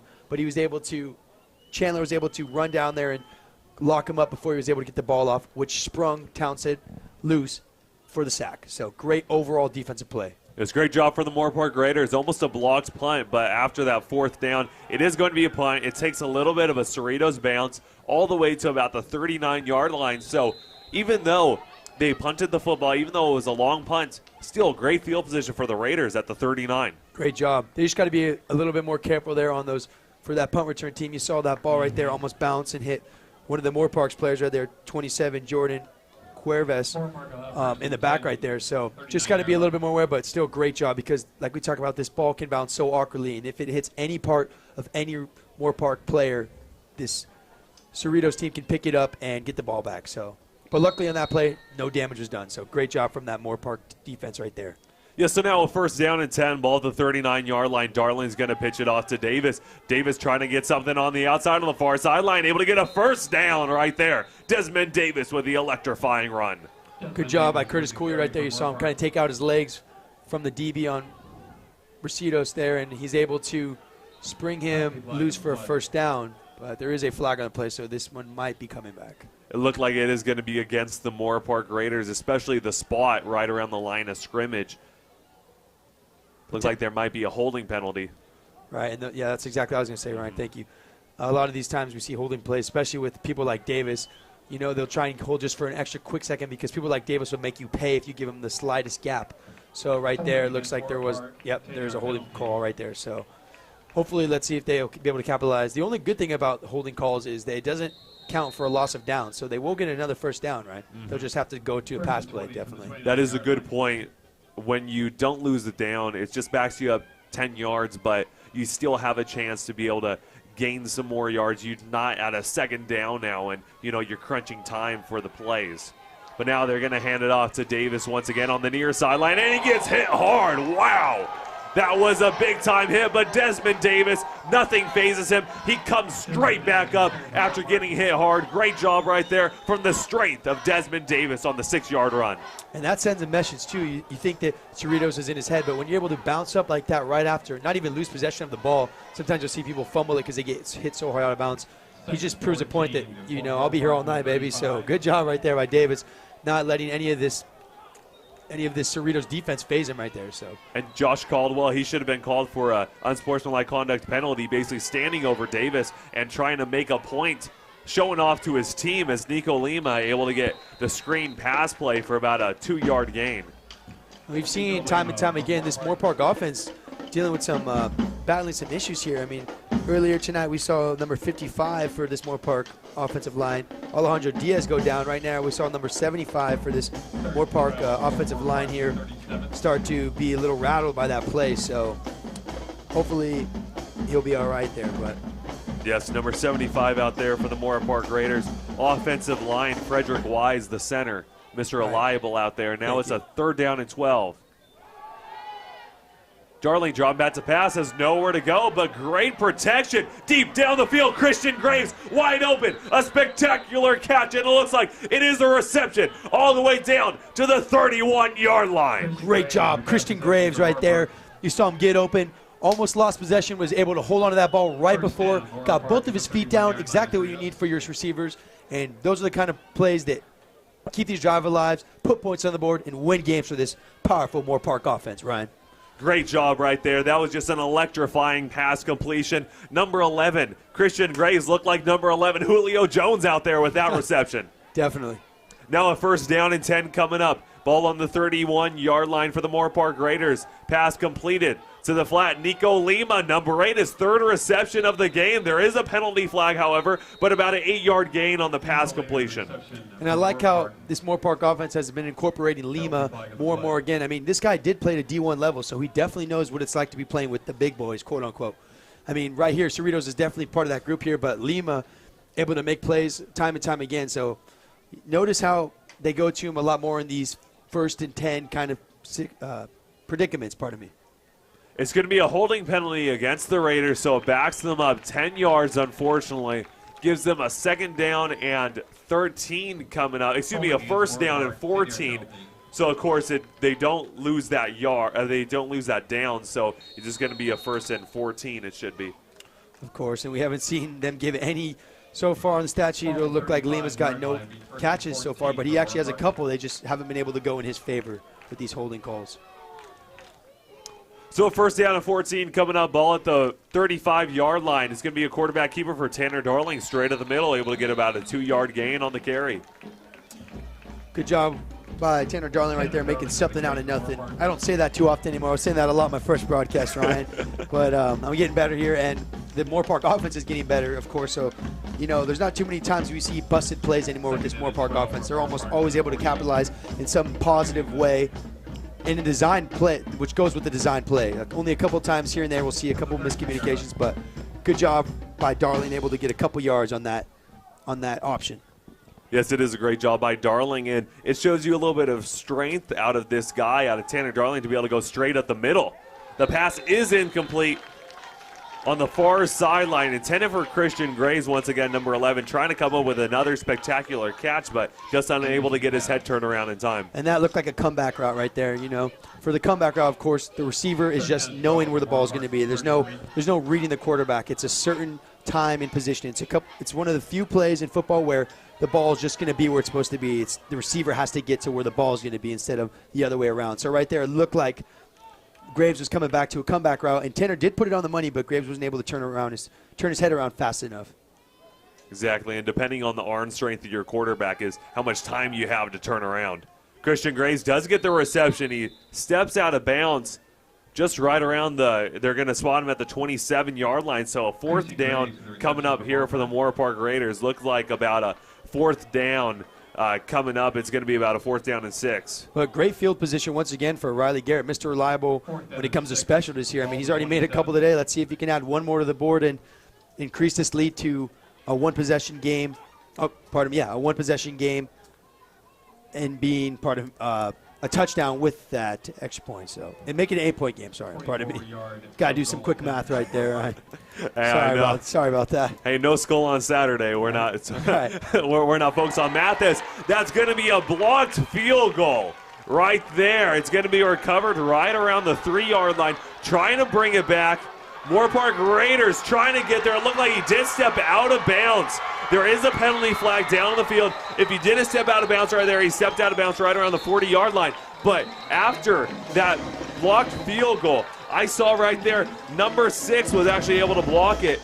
Josh Caldwell, number 6, and he had some words right there for Riley Garrett. So interesting to see, not an unsportsmanlike conduct penalty called, but there will be a penalty back deep right around the 25-yard line. It looks like it could have been a block in the back. And that's very common on these kind of plays here. Players trying to spring these returners loose, and you saw right there just a block in the back. Pardon me, I don't know if that's what's going to be the call, but we did see some sort of problem right there. I'm pretty sure that was a block in the back call because they were trying to spring him loose and let him get to the outside. But heads up play by Garrett, even though his kick was blocked. You'll see a lot of kickers kind of sulk in the block kick and kind of just sit off to the side. But Garrett able to run him down, and if there wasn't a penalty right there, he would have saved a touchdown right there. Just enough of a push to get him off balance. But unfortunately, Moorpark Raiders weren't able to come up with any points this time. And it did look like maybe even if he missed the kick, and he, was sulking a little bit, he didn't have enough time to sulk because number 6 was straight in his face, straight in his grill. Josh Caldwell trying to get in his head, but I mean Riley Garrett able to make sure that he keeps the emotions out of it and just able to make that nice tackle. Definitely. And we see Daniel Henderson back into the game, had an interception earlier in the game here, so another one of these stars here on this defense here. Let's see what they can do. 1st down and 10 coming up here for the Moorpark Raiders. Ball at the 12-yard line. Drawn back to passes. Bravo. The pressure is coming. It's going to be incomplete off of the screen pass play. Yeah, that was a great job from that Moorpark defense right there. We saw number 90 for that defense. Yes, Richard Watkins. Richard Watkins, thank you, able to make Bravo pay right there with that hit. So good job right there. This Moorpark defense getting all up in the head of this Cerritos offense. I mean, we've seen them lay a couple of vicious hits right here. All clean, but a couple of vicious hits here. So great job for that Moorpark offense. Moorpark defense. Now coming up, it's a 2nd down and 10 still. It's going to be a handoff straight to the middle, able to bring him down right there. Daniel Henderson forces a fumble. The ball's on the ground. There's a pile up. The rest trying to separate it, trying to see where the ball, which team has the football. It looks like Moorpark does know that it is going to be Cerritos football, though. Usually when you see those type of plays, you see both teams pointing in the direction if they know they got it, but it just seems like Daniel Henderson was able to make that nice play and able to strike some fear in the Falcons. Definitely, and even if you don't get the ball back, you definitely send a message to that ball carrier to make sure you hold on to that ball tight because that's going to happen all night otherwise. So we've seen Daniel Henderson make a couple nice plays tonight, along with other studs like Drew Mathis and J.J. Durnan. This Moorpark defense is the real deal here, Ryan. 3rd down and 8 coming, 4 minutes left in the first half, 2nd quarter of action. A handoff straight to the middle, able to be stopped almost right away. A nice ankle-saving tackle right there from that Moorpark defense. Number 51, Cameron Townsend. You saw those shoelace tackles sometimes. So little, but they're so key right there. You saw him just chip up his back ankle, just able to stop him before he could get his feet in motion. So Moorpark with a nice 3-and-out, and this defense and this team has been coming together more and more as this game's progressed on, right? Querrell Hall once again, number 28, now back out there once again for the Falcons. Obvious punting situation on a 4th and 2. They are going to be punting it. Vinny Corso calling for a fair catch. He is going to catch it right around the 47-yard line. They're going to call it the 46 of Cerritos. So great field position right there for the Moorpark Raiders. Interesting to see there is a penalty down on the field. Penalty flag in the play. right around the punter's position. Look like they're trying to call it roughing the punter, roughing the kicker, as they call it, but interesting to see. It will be placed. It looked like the referees are going to be placing it right around the 35-yard line. So interesting to see what call that's going to be. It looks like the Cerritos offense is coming out on the field, so it is going to be against the Moorpark special teams. And those hurt you the most right there, Ryan, especially with the defense getting the job done, and the specialties having a couple of those mental mistakes that caused them, those kind of drives to stay alive. So hopefully they can learn from the mistake there, but no need to fear with this defense here. Right here. I mean, they're back on the field. They're good to go. They're ready to go. No worries. First down and 10 coming up for the Falcons. 3:10 left in the first half. A handoff being brought down right there by a multitude of Raiders. That was number 6 out there, the running back, Vincent Brown. Yeah, and you saw Brown only get a couple yards right there. Is that Moorpark defense. Great. Everyone swarming to the ball. They talk about it so often in football. Great defenses all swarm to the ball. They play as a team. And what I mean by that is one guy makes a tackle. No, 7 guys make the tackle. And you saw right there about 6 or 7 dudes on that Moorpark defense able to just stop his feet, stop him in motion. So great job and great heads-up play for that Moorpark defense. Exactly. That's why you see so many assisted tackles out there. Definitely, definitely. But now a 2nd down and 6 coming up for the for the Falcons. Ball's going to be placed at the 39-yard line. As you see, they're calling for a timeout. Bravo was motioning to the referees to call a timeout. So, wow, we have another break in action. There's about 2:30 left in the first half. 12-7, the score still stands. Moorpark Raiders ahead of the Cerritos Falcons. But while we have another break, we're going to thank a few more of our sponsors. Once again, we cannot do without you, so thank you very much for sponsoring your Moorpark Raider football team and the Moorpark Raider broadcast on the Raider live stream. In-N-Out, freshness you can taste. In-N-Out. Harley's Simi Bowl presents College Cosmic Night every Thursday night from 9 p.m. to midnight. $8 with a college ID and $12 without a college ID. At Harley's Simi Bowl. Also check out deals at Harley's Camarillo Bowl and Harley's Valley Bowl. Powerade. Fuel to power through. Powerade. 9 Design. Print and interactive media. 9 Design. And Corner Bakery. Proud to support all scholar athletes at Moorpark College. At Corner Bakery. And once again, we have 16 intercollegiate athletics at Moorpark College. All of those teams are great, so thank you very much to all of our sponsors.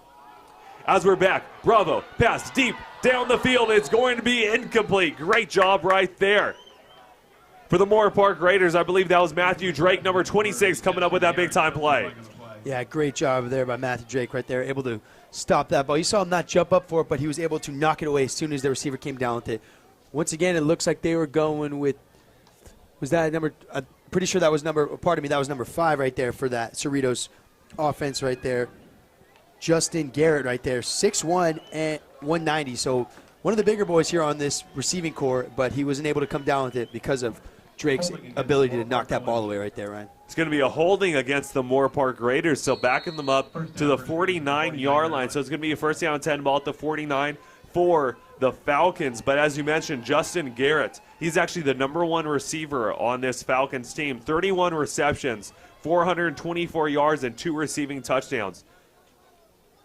So now a first down and 10. You got Bravo in the shotgun formation. He's going to hand it off to Hall. Hall trying to find some space on the outside, but he's going to be brought down almost immediately right there by J.J. Durden. J.J. Durden, along with so many other members of this Moorpark secondary, are so solid at securing the tackle right there. You saw them. None of these guys are scared of hay either as well. You see a lot of these DBs just in general. You're a lot smaller than most of the guys on the field here because you have to be so quick and agile. But they're not scared of these big running backs here. He's able to just drop his shoulder, drop his head, and he's able to stop it for only a 4-yard gain right there. So great job by J.J. Durden. Yes, J.J. Durden on the season. He has 22 tackles and 1 tackle for loss. As the pass is thrown deep down the field, it's going to be incomplete. It looked like from a mile away it was thrown a little too long. It almost looked like the receiver was able to get to it, but unable to get to it. Once again, that was Garrett. Yeah, and great job right there from Matthew Drake. He's been locking them down. It looks like for most of the night here, I mean, we haven't seen Garrett do too much damage to this Moorpark defense, and Drake is a big part of the reason why that's not been able to happen. And now while we have a third down, looks like about a 3rd down and 6 coming out here for the Falcons. 1:35 left in the first half, second quarter of action. Look like there is going to be a timeout on the field. It's going to be a timeout by Moorpark. And while we have another break in action, we want to be able to talk about the game next week. The game next week is going to be the last game of the season for the Moorpark Raiders for the regular season. It's going to be sophomore night. As you know, for high schools, you have senior night. There's also a sophomore night for community colleges. So Moorpark will be out there for sophomore night. There will be a Custom Pie Raider happy hour as well, so make sure that you come by Custom Pie Pizza. It's going to be in the center right next to Moorpark College. Come by there for specials on appetizers, beer, wine, cheese, and margarita pizza. So make sure you come out to support your Moorpark Raiders against Santa Monica City College at Griffith Stadium. It's going to be a home game for the Raiders. Make sure to come out and support that. But then right after the game, make sure that you come out with us to Custom Pie Pizza, the best wood-baked pizzas in Ventura County. Some great food over there, Ryan. Yes, Great food. The pizzas to die for and the wood-baked wings. I mean, those are incredible. So now a 3rd down and 6 coming up right here after the timeout. Looks like there's going to be a false start penalty against the offense. So backing them up another 5 yards is going to set up a 3rd down and 11. And, of course, that only helps this Moorpark defense, not only with the field position, but also with prediction of the play. I mean, with the 3rd and 6, you can look for, one of these options or maybe swing passes or, potentially even a run. But when you got a 3rd and 11, especially with only 1:34 left in the game and you're trailing by 5, you can almost guarantee a pass play, and that helps with that defensive play call as well. Now a 3rd down and 11. Ball at the 48-yard line, back on their side of the field. Cerritos, he is being trapped right there. Richard Watkins almost coming out with the sack. There is going to be a block in the back penalty against the Falcons, presumably, and the pass is going to be thrown down the field. It's incomplete. So, as I said, it should be a block in the back against the Falcons. And not only that, too, but the flag also, they were holding Daniel Henderson right there. He was out here outside, almost got the sack, but, of course, you were trying to protect your quarterback, the offensive line, holding on to that jersey.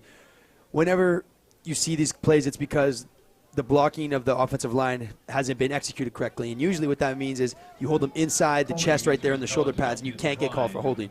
But the second they see you go outside and trying to grab a shoulder pad or grab some jersey, they're going to easily throw that flag right there, Ryan. And they just did, and of course that penalty is going to be declined by Moorpark, so it is going to bring up a 4th down and 11. But back to the game next week. Once again, it's the veterans game. So here at Moorpark College, all veterans that are dressed in that have their military uniforms on, any active members, as well as retired military, any branch, they are going to let you in for free, including your family. So make sure you come out, not only if you are a veteran yourself, but to be able to support Moorpark College and the veterans here around the area. Also, the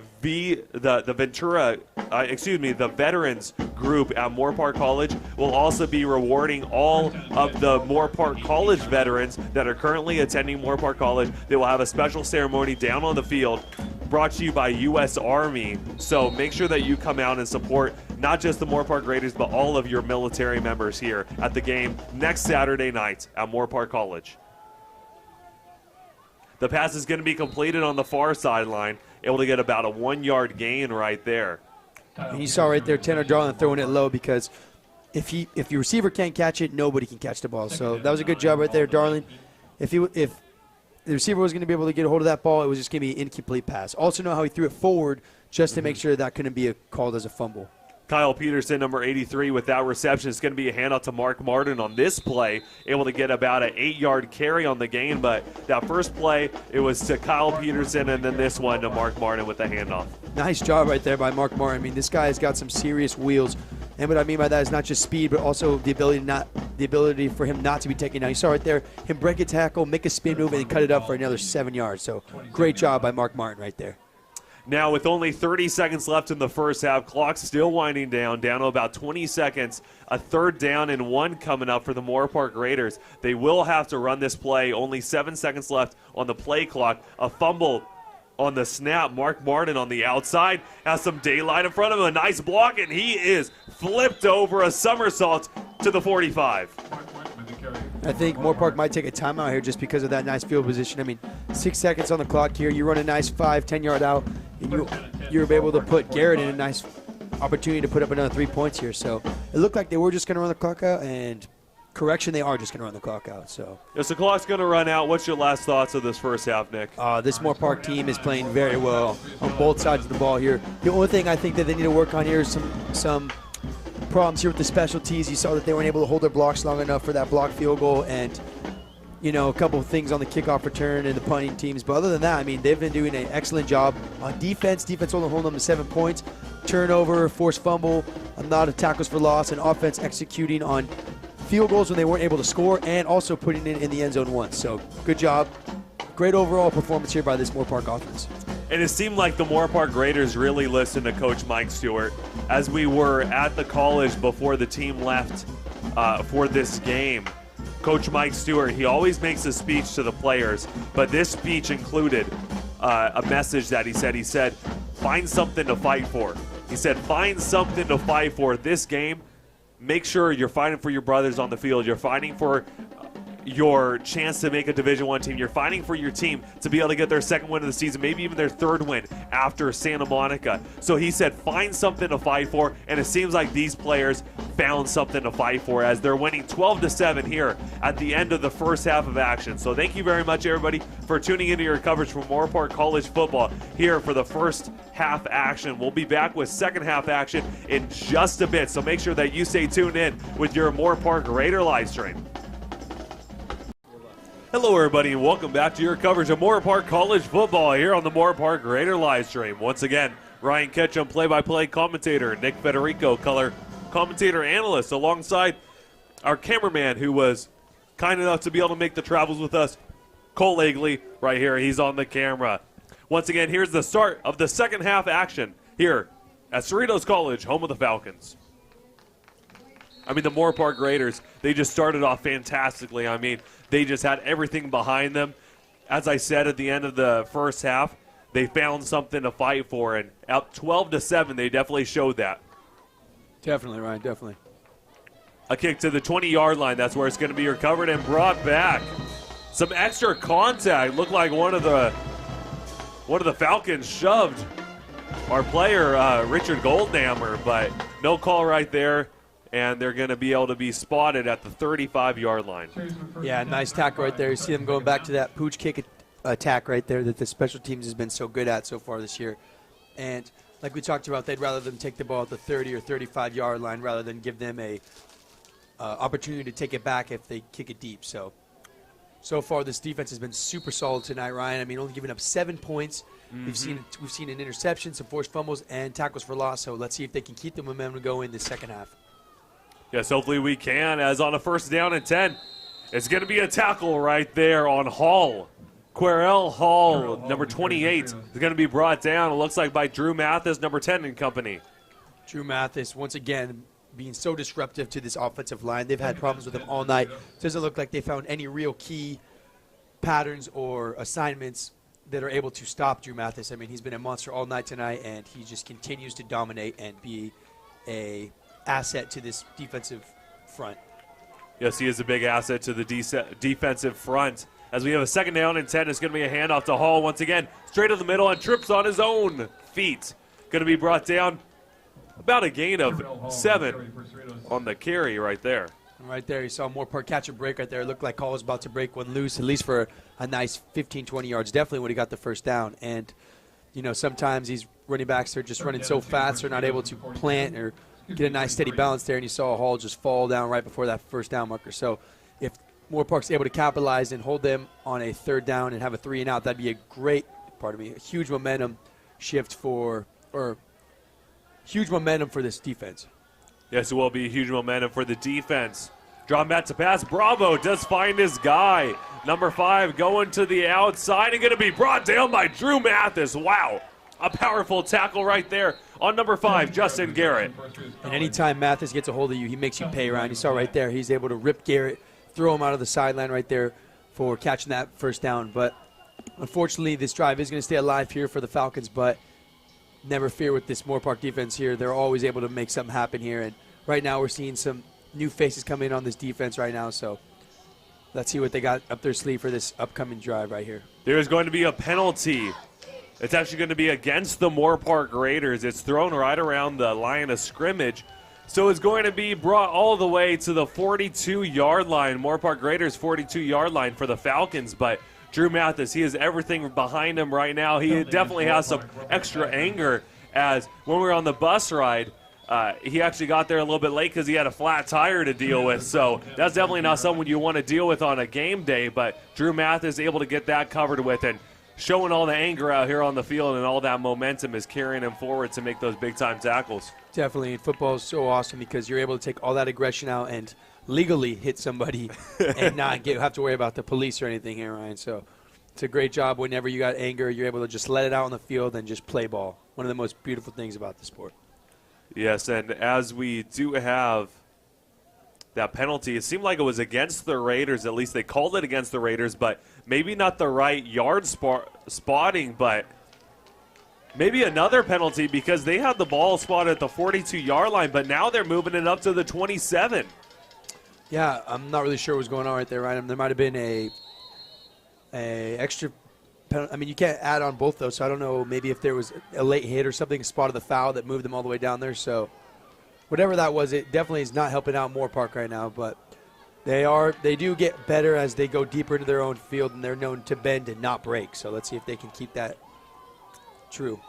First down and 10, ball at the 27-yard line. Dropping back to pass. Bravo looking down the field. An open wide receiver. It's going to be a touchdown for the Falcons. Number 7, Kevin Ventura Cortez, the tight end, able to come up with that touchdown reception. You saw some miscommunication there by Courtney Chandler, not able to realize that was his receiver right there. I think they're in man coverage right there. Pardon me, they were in man coverage, and he wasn't able to get on that number 2 receiver. He was wide open, and Bravo was able to throw a nice, easy touchdown right there. So, as you mentioned, there's basically nobody around him. That was open coverage, but now the score is 13-12. Falcons in the lead, and as you can see, they're going for the 2-point conversion, it looks like. Stacy Chukwuemezi was the man in motion. Bravo looking for the end zone, and it looks like that was just batted down. Yeah, that was a nice job of that Moorpark defense right there, batting the ball down. Number 21 for that Moorpark defense right there. Number 21, Braxton Rogers took a shot there right after he swatted the ball. The momentum carried him right into his teammate's shoulder blade, but looks like he's going to be all right. And good job by that Moorpark defense stopping him from putting up that 2-point conversion and ultimately having a 3-point lead, forcing Moorpark to be down by a field goal. Yes, so now with 13 minutes left here in the third quarter, the Cerritos Falcons able to start this third quarter action in the first 2 minutes, getting a touchdown up on the board, now winning this game 13-12. But don't worry, as we said, Moorpark Raiders, they may bend, but they will never break, so these Raiders are definitely going to be looking to come back right now. Definitely, I mean, we've seen this offense tonight do their part as well, putting up a touchdown and a pair of field goals. So once they get the ball back in their hands, no telling what they can do, Ryan. Exactly. No telling what you could do when the Moorpark Raiders have the football. Vinny Corso, number 20, is on the sideline right now. Hopefully his back is okay. We did see him injure his back a little earlier on the game. Desmond Davis does fumble the kickoff, able to pick it right back up, cuts out to the middle, able to get past the 20, past the 25. A play that looked like it was going to be brought down right around the the 10-yard line. He's able to bring it back to the 30. Davis, I mean, when this kid's got the ball in his hand, he's able to do things that you can't believe. I mean, right there, it looked like he was about to step out of bounds with all his momentum going forward. He's able to stay in bounds, pick the ball with one hand, spin move, and able to take it for a nice 20-yard gain. So, or 19-yard gain, pardon me. So, great job by Davis, able to make that play and give Moorpark a nice, great field position to start with this drive. Vinny Corso trying to run out on the field, but he's still on the sideline. Looks like he is ready. It's just he wasn't called for that formation. So hopefully he is okay. It looks like he is perfectly fine. So Vinny Corso will be back in the game. But Raymond Thomas, number 25, was there also on the kick return team with Desmond Davis. It's going to be a handoff to Eddie Mbata. Getting a nice block by Nico Lima. Able to get the first down, it looks like, for the Moorpark Raiders.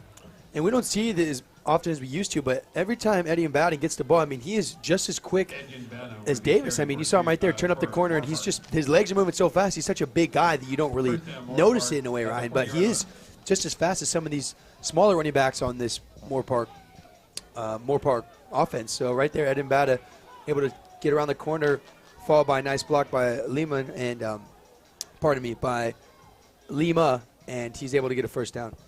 Now on a first down and 10 is going to be a handoff straight up the middle, able to get about a 3-yard gain on the ground. He's going to be down at the 43-yard line. Some extra pushing and shoving out here. It looked like the Falcons kind of started this one as they're running in the face of our players, trying to get in the grill. As you see, 3 referees even throw their penalty flags. Definitely, and it looks like we got another player down for that Moorpark offensive line right there. This time it's going to be Baron Holtz, 6'3", 275. Definitely one of the bigger boys here. He's definitely in some pain. Looks like he's grabbing his knee. You know, a lot of times it's very common for offensive linemen for their knees to buckle with all the hits and all the awkward spots that they have to be able to put pressure off of. So hopefully he'll be all right here. We did see earlier, we saw number 55 for this offensive line, Alejandro Diaz, go down. But, you know, hopefully he'll be able to bounce back. And I don't think we've seen Diaz since that, Ryan. Correct me if I'm wrong. I don't see him on the field right now either. So, unfortunately, it looks like they're going to lose 2 of their starters. And we were talking about in the pregame show how this offensive line is so powerful and so key to the success of this for this Raiders offense. So, hopefully he comes back. Moorpark's already lost 1 starter. Now they've lost 2 starters on the offensive line. So, on the flip side, Cerritos, if I'm Cerritos, I'm definitely keen on the fact that they have 2 younger guys in now for this Moorpark offense. So, hopefully, Moorpark can contain and do what they always do, and they're able to contain this defensive line from getting into Darlene and these running backs. While we were talking for a few moments, there were 2 unsportsmanlike conduct penalties called, one on both teams. So it's going to be a 2nd down and 8 coming up for the Moorpark Raiders. So basically both teams, they were able to call the penalty on, so it just offset. So now it's going to be a handoff straight up the middle. Able to get down for about another 2-yard gain, so just chipping away. Ejin Bata there for the carry. Nice job there, Bata getting a couple yards right there. Even when it looks like there's no gap, Bata always finds a way to be shifty and, you know, break a tackle or stiff arm someone so that he can pick up a couple extra yards there. And now they're bringing in their speedster Davis in the backfield, so look for him on a swing pass. Ryan Matlock and Vinny Corso on the far sideline are your wide receivers on the near sideline. You got number 33 as well out there, Curtis Colliard, and number 8, Nico Lima at the tight end position. 3rd down and 6 coming up here for the Moorpark Raiders. Darling dropping back to pass, has nowhere to go, is going to roll out to the outside on the far sideline. A quick spin move, but he's going to be brought down right there, right around the line of scrimmage. Number 10, Latrell Stearns was there on the tackle. Nice job by Stearns there, recognizing Tanner's speed outside the pocket, and he was able to grab him by the back of the jersey and tackle him before he can make anything happen. Tanner Darling, we've seen time and time again, he's such a threat when he has pressure on him. He actually almost gets better because he's so quick. He's able to pick up the first down. Fortunately, he was unable to do it. So it looks like there was also never mind. It looks like there was a call on the field, but it looks like it's not going to affect the play at all. So it's going to be a 4th down, unfortunately. Yes, a 4th down and 6 coming up. A punt from Moorpark College. It's going to go out of bounds right around the 30-yard line. Looks like they actually are spotting it at the 31, so that's where the Falcons are going to be starting off this possession. Good job by Gomez. I mean, he's been doing it time and time again. Gomez is a great punter for this Moorpark, for this whole entire team. I mean, every time they seem to be pinned up or, you know, they lose a little momentum on these 3 and outs, he always boots it down the field at least 40 or 50 yards, Ryan. So Gomez, even though we don't talk about him, he was one of these unsung heroes here for this Moorpark team. Yes, he is. And now with 11 minutes left, the Falcons have the ball at the 31-yard line, their own 31-yard line on a 1st down and 10. Bravo in the shotgun position where he loves to live. We got 3 wide receivers on the near sideline, 1 on the far sideline. It's going to be a fake handoff pass to the flat, being brought down. Wow, a big-time tackle right there. Number 17 came up with the receptions, however, Zenovian Kennedy. Good job by Courtney Chandler right there with the outside contain. You saw him not get blocked out, and he was able to keep his outside shoulder open, which made that receiver there try to cut it back up, and which is the main reason why he was only able to get 4 yards on the play right there. No, a 2nd down coming up. Is going to be a 2nd down and 6 for the Falcons. Going to be a handoff straight up the middle, breaking some tackles, but being brought down. But not before he was able to get the 1st down right there. Vincent Brown, number 6, able to march forward for the first down for the First Falcons. down for the Falcons. Vincent Brown, too. 33-yard line.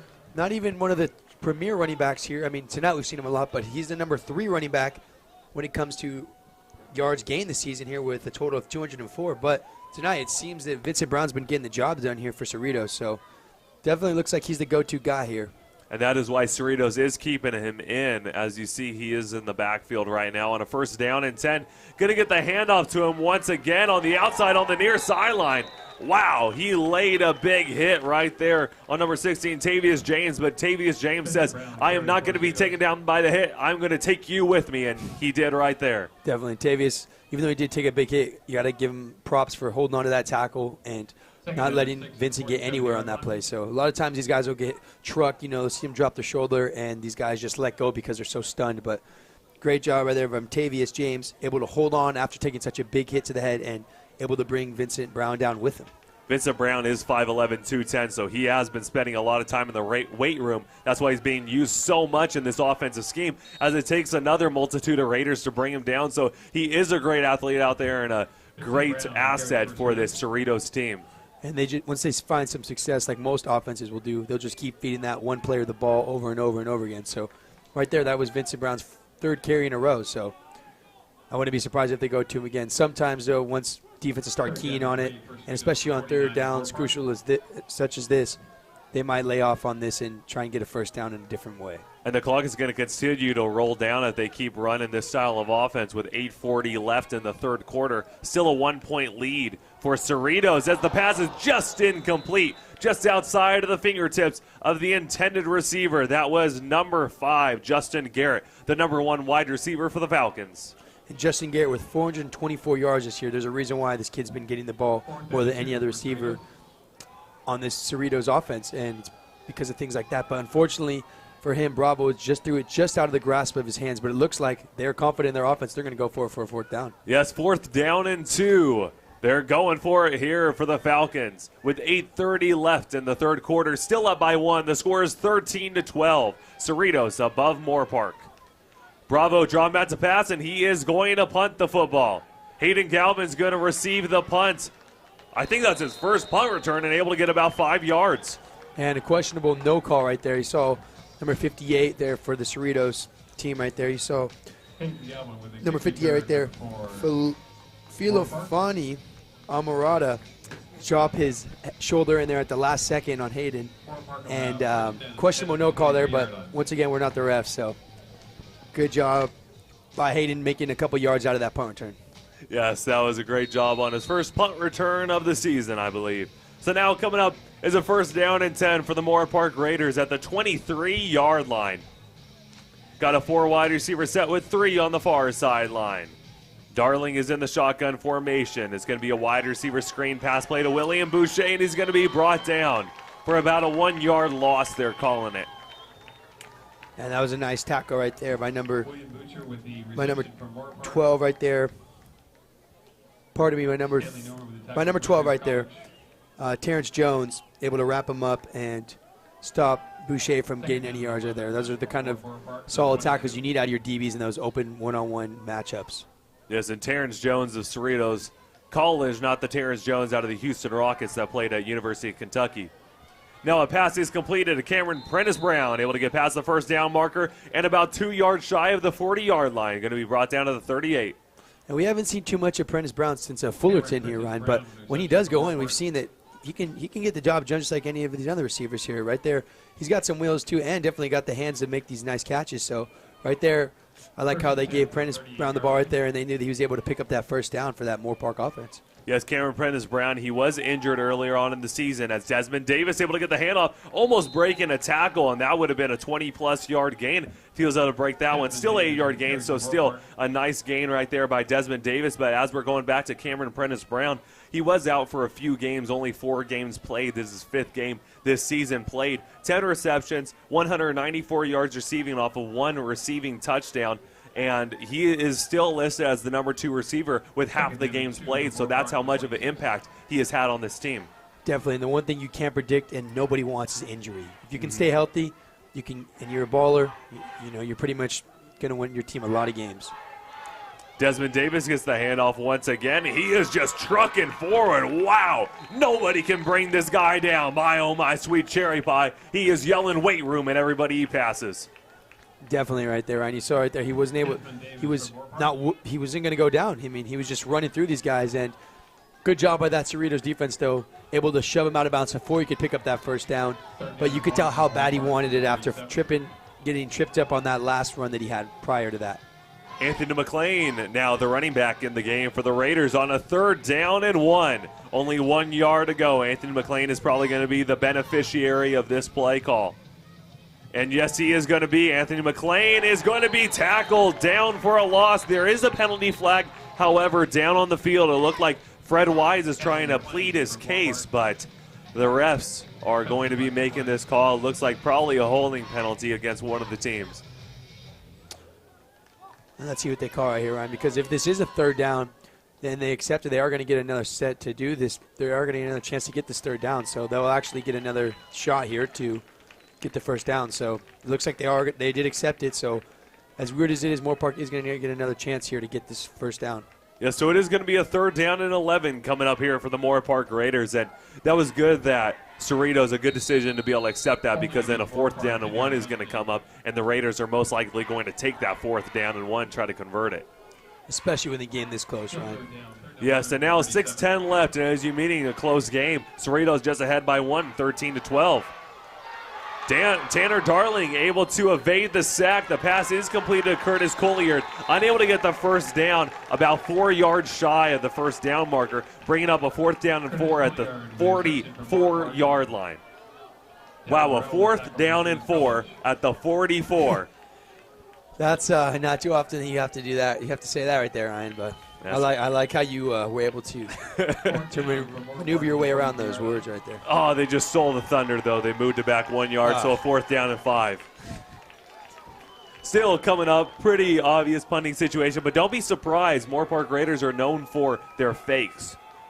And they execute them very well, too. Yes, they do. But they are going to go for the punt. It's high, sky high. He's just going to call for the fair catch. Trips up on his own 2 left feet, but is going to be marked down and right around the 18-yard line. But Bradley Canepa coming up with a big-time block to make sure that was not a blocked punt. He blocked 2 guys right there. Yeah, you saw right there Canepa blocking a multiple guys right there. So good job. Nice punt once again by Gomes, putting them in nice field position for his defense to have the entire field just about to worry about stopping these long bombs that we've seen Cerritos accomplish time and time again. So Cerritos going to have to take the ball here at their 18-yard line, and great job by Gomes putting them in unfavorable field position for the Cerritos offense. We're to thank a few of our sponsors right now. We can't do without you, so thank you very much for sponsoring your Moorpark Raider live stream. The U.S. Army. Go on business trips with a company like no other. U.S. Army. Wells Fargo. Together we'll go far at Wells Fargo. UCLA Health. It begins with you at UCLA Health. And Moorpark Center for Dentistry. We care about our community as much as you do at Moorpark Center for Dentistry. While we were gone, there was a pass play right there to number 3. That was Ramondre Stevenson, the running back, able to get that pass completion, but it's going to be about a 1-yard gain on the play on that 1st and 10. And great job from that Moorpark defense with a swarm of guys coming around and stopping Stevenson before he could get open in the open field right there. So now coming up is a 2nd down and 9 for the Falcons. A 2nd down and 9, ball at their 19-yard line inside their own red zone with 4:30 left in the 3rd quarter. Still up by 1, 13-12. The score still stands. Bravo in the shotgun formation. It should be a false start penalty. As you saw, the big boy, number 76, Reggie Jackson, was able to, when you have that defensive lineman flinch a little bit, kind of act like he's going to go in, it always moves an offensive lineman, so great job right by him. Yeah, getting inside of their head. I know exactly what you're talking about, Ryan. Just trying to do whatever you can just to get that edge and do whatever you can so that offense has to readjust. And in that case, they readjusted a little bit too much, and that's what helped that defense get a nice extra 5 yards to tack on to that second and 9, pardon me. Yeah, so now after a 2nd and 9, it's going to be a 2nd down and 14 coming up here for the Falcons. Bravo is in the shotgun position. You got 3 wide receivers on the far sideline, 1 on the near sideline. It's going to be a handoff to the running back straight up the middle. He's going to be brought down for about a 3-yard gain. They're actually going to call it about a 5-yard gain, excuse me. So he was able to get a few extra yards down there in the pile.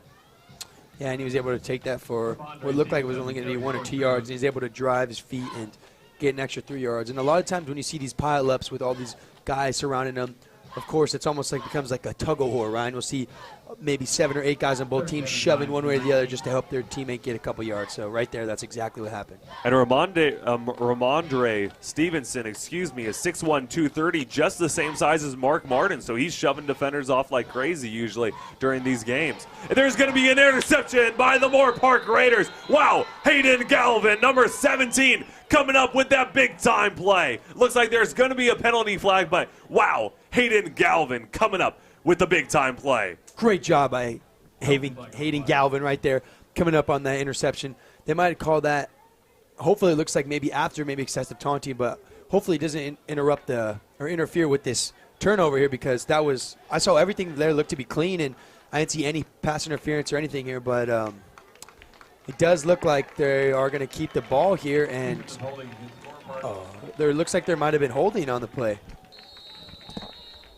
Wow, interesting to see that, because as you were saying, it did look like it was all clear up here, and the refs didn't throw the flag until later. So interesting to see that either it was a late flag or a late hold, but I didn't see a hold after that interception occurred. So it will still be Falcon football now on a 1st down and 10 at the 29-yard line. Going to be a handoff to Stevenson once again and being brought down by the Raiders. And as I just mentioned with Ramondre Stevenson, he's 6'1", 230, just the same size as Mark Martin. One of the advantages that the Raiders have in this game is the defense has to play against Mark Martin in every single practice. So they're used to tackling a guy the size of Mark Martin. So that's why you see Ramondre Stevenson has not been able to have one of those huge highlight carries, because this Moorpark defense is used to tackling a guy like him. Oh, definitely. And in practice too, Ryan, if you have a player on your own team that's very similar to a player you're about to play on that Friday or Saturday, you'll make sure that he gets the ball as much as he can so that you're used to him by that point. Ramondre Stevenson having a breakout carry right there, but that was set up by the blocking. Yeah, and right there you saw Stevenson get chipped up on that shoelace tackle right there from the Moorpark defense by number 25 of that Moorpark defense right there. 26, Matthew Drake right there getting a shoelace tackle. So fortunately enough, he was able to save that drive and, giving Moorpark defense here a nice amount of room before they have to worry about going into the red zone. So now on a 1st down and 10, 2 minutes left in this third quarter. It's a 1st down and 10, ball at the 36-yard line. Inside Raider territory. Bravo dropping back to pass. Staring down the near sideline. He's going to pass it there as well, and it's going to be short. It looked like it might have been intended for Zenovian Kennedy, but it was over his head, and there was no receiver in the area. There were 3 Raiders in the area that actually had a chance at possible interception if the ball flew a little longer. Definitely, and you saw sometimes those are the worst kind of incompletions, especially when all your guys are around, because they're all looking around thinking that it's someone else's guy that they were having to cover, but in reality, nobody was around there. But he did throw it just short enough, so none of our athletic Moorpark Raiders were able to make a play on it. So he got very lucky on that play.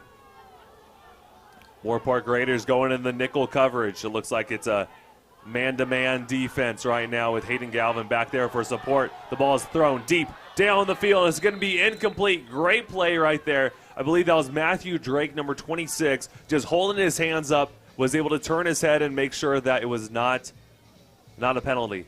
And Matthew Drake has been giving everybody problems here on this Cerritos offense. I mean, we've seen him lock down every single receiver that this Cerritos offense has. I mean, we've seen him match up against all different types of receivers like Justin Garrett and people like Stacy Chukumuzi and a lot of these other, great athletes. Drake's been able to lock them all down. So Moorpark's very lucky to have him on their defense here, and he's very good at doing man-to-man coverage. Yes, he is very good when he's matched up. Now coming up on a 3rd down and 10, it's going to be a handoff to Stevenson. Stevenson looks like to be 1 yard shy of the 1st down marker, so it should be a 4th and 1 with 1:30 left in the third quarter. And it looks like they are going for it here. So this is a crucial 4th down, for this Moorpark defense here. They definitely need to get a stop here and give this ball back to their offense. Yes, this is a crucial 4th down coming up, a 4th down and 1 here for the Cerritos Falcons. Don't be surprised if Stevenson gets the football right here. You got to watch that ball too. And yes, he does get the football, and it looks like the Raiders are right there. Big time stand for the Moorpark Raiders. Turnover on downs. Nice job of that Moorpark defense. We've seen them come through so many times this year on these crucial 4th downs and 4th and goals, and now right here, even more important than a 4th and goal almost, is this 4th and 1 with only a minute left in this 3rd quarter. So they coming up with a huge stop here, giving Tanner Darling and this offense the ball back to do what they do best, and that's to put points on the board. Yes, it's going to be a turnover on down, so a 1st down and 10 coming up here for your Moorpark Raiders. A 1st down and 10, ball on their own 27-yard line. And if you want to win games, that's the kind of plays you got to make right there, Ryan. Who wants it more? And right there, we saw that Moorpark defense definitely wanted it more. Yes, now on this 1st down, we got Darling in the shotgun position, dropping back to pass. It's going to be a pitch to Ejin Bada, a nice spin move, but it seemed like he lost balance right there and just fell to the ground. It looked like Prentice Brown was trying to drive that DB out of the box there, but was unfortunately and unluckily shoved him right into Ejin Bada there. So sometimes there's nothing you can do about it. Prentice Brown was doing the best he could to make a block, but sometimes those kind of plays are going to happen. Yes, those plays will happen sometimes, but it's always good to see when a wide receiver is blocking.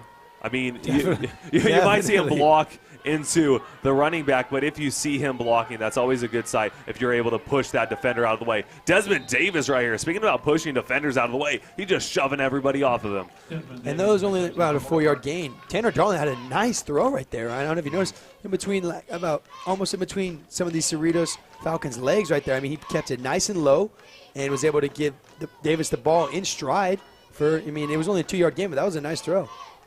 This was a nice throw, but as he was able to stay in bounds, it's the end of the 3rd quarter of action here at Cerritos College, home of the Falcons.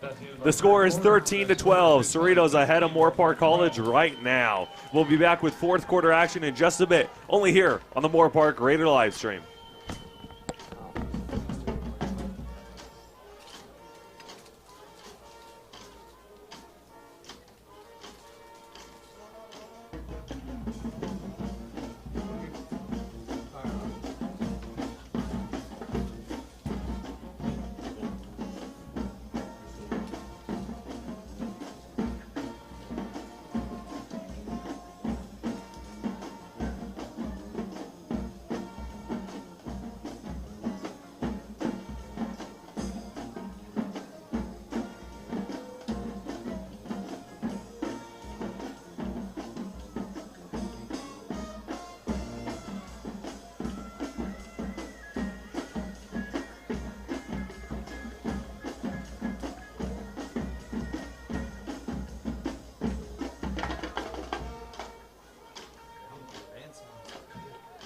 Reminds you only have one more quarter for the special sale of all Cerritos College t-shirts and sweatshirts.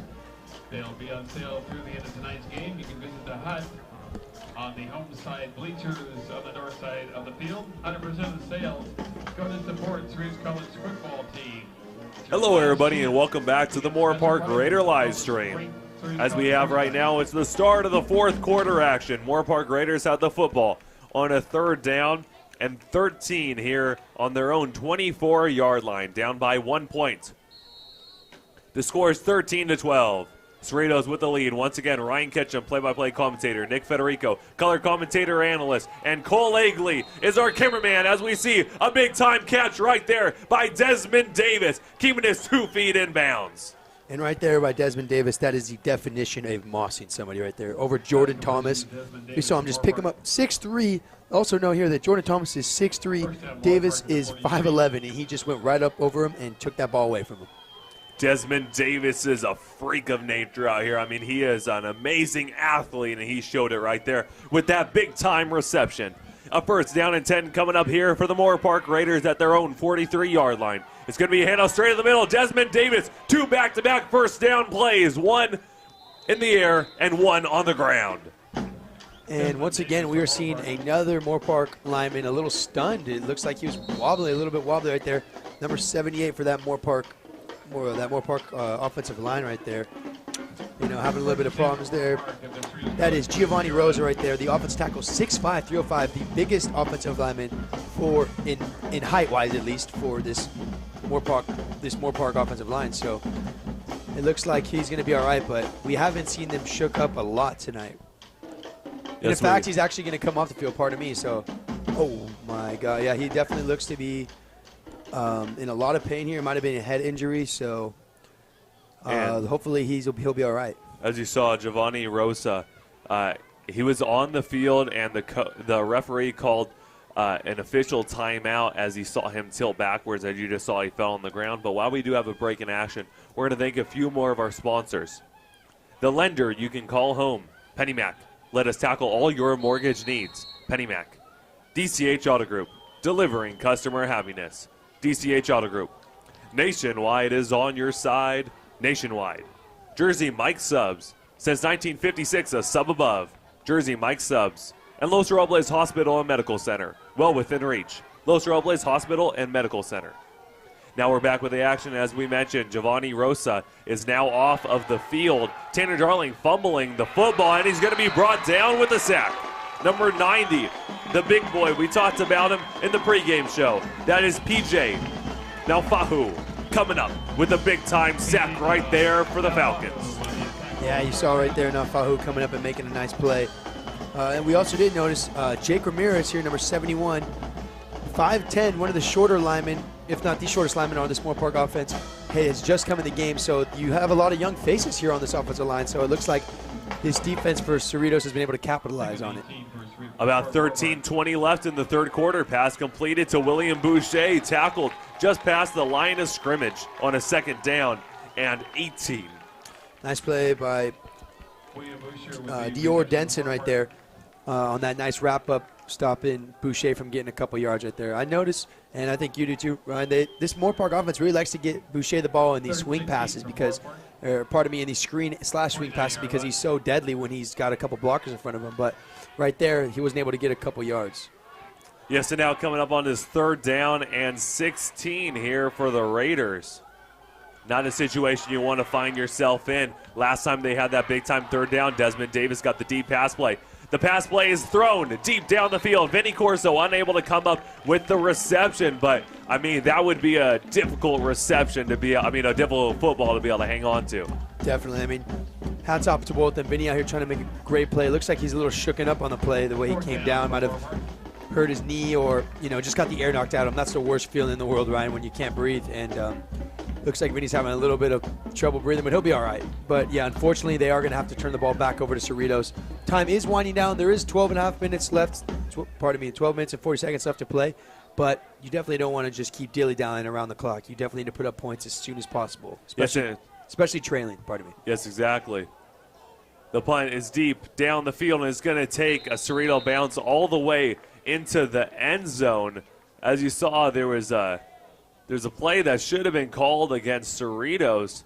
A little bit of extra contact, unnecessary contact right there by the Falcons. But it was great to see when Vinny Corso was walking off the field. You saw Nico Lima right there, number 8, checking in on him. Even though you would think a Division I transfer that's transferred back may have a bad attitude, but Nico Lima, every time that I've talked to him personally, every time that I've seen him out on the field, he's just a great teammate out there, and he deservedly so should be a Division I athlete sooner or later. Oh, of course, and that's the difference between these athletic kids that don't get D1 offers and that do. And part of it is because of grades, but also part of it is because having that attitude, and you definitely know that Nico Lima has been there before, and he knows he's going to get back there, especially the way he's playing and the way he's working. And having that right attitude and that mentality as being a team player is definitely the right way to go, because with that comes coaches' recommendations, more scouts, and ultimately better performance. It's that better performance that you said, the scouting. They don't just want to see those star players. They want to see someone that can interact with the teammates. So definitely great to see him do that. On that 1st down and 5, they're able to get a gain of 5 yards. So now bringing up a 2nd down and 5 with 12 minutes left in the game. Bravo's lining up with 2 in the backfield. It's going to be a handoff to Hall, and Hall's going to be brought down just 1 yard shy of the 1st down marker, bringing up a 3rd down and 1. Yeah, you saw Hayden right there wrap him up before Hall could get anywhere else on the field. So This is another crucial third down for this Moorpark defense. They definitely got the juice to stop this Cerritos offense. But as we've talked about, there is some time left on the clock, Ryan, but not enough to be giving up first downs and letting Cerritos run the clock off, because ultimately they're not trying to score anymore. Of course they would like to score, but they're ultimately just trying to run the clock off.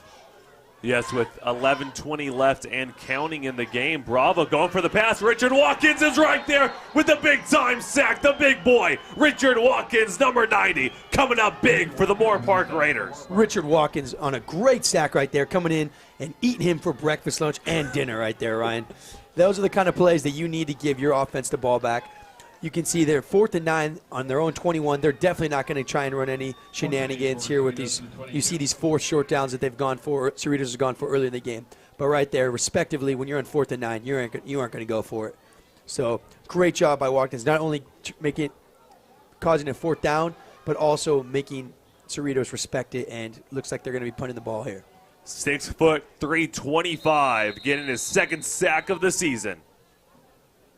There is going to be a penalty flag. It looks like it should be a false start against the offense. And yes, it is. They're going to be calling that against them. So a 4th down and 8 almost looked like they were going for a fake, maybe a college-type punt, how you roll out a little bit and then you punt it. But now with a 4th and 13, there definitely should not be a fake right now with 10:30 left in the game. Only down by 1. Only up by 1. And it looks like, yeah, potentially that, or they're just trying to have 4 gunners on the field so they can get down there a lot quicker. Now with the punt. It's a deep punt. Vinny Corso is out there on the punt return team. And it's going to take a big-time Falcon roll right there, right around the 45-yard line. So momentum switching right back over to the Moorpark offense right there, as you see, Watkins get that nice sack, and then that penalty gives Moorpark nice field position at the 45-yard line. Yeah, some great field position coming up, but while we have another break in action, we're going to thank a few more of our sponsors. Cricket, something to smile about. Cricket Wireless. Stonefire Grill, where community is served. Stonefire Grill. IBEW Local 47, Southern California's light powered for 125 years. IBEW Local 47. Ladin Auto Group, family owned and operated for over 45 years, always close to home. Ladin Auto Group. And The Hat, serving world-famous pastrami, burgers, dogs, chili for 67 years. The Hat. And as you can see, they definitely ate the Hat for pregame because, they were fueled up and ready to go as a big-time run right there by Desmond Davis. Mark Martin, number 5, able to come up with that big-time carry. Mark Martin, 6'1", 230, making a mess out of this defense.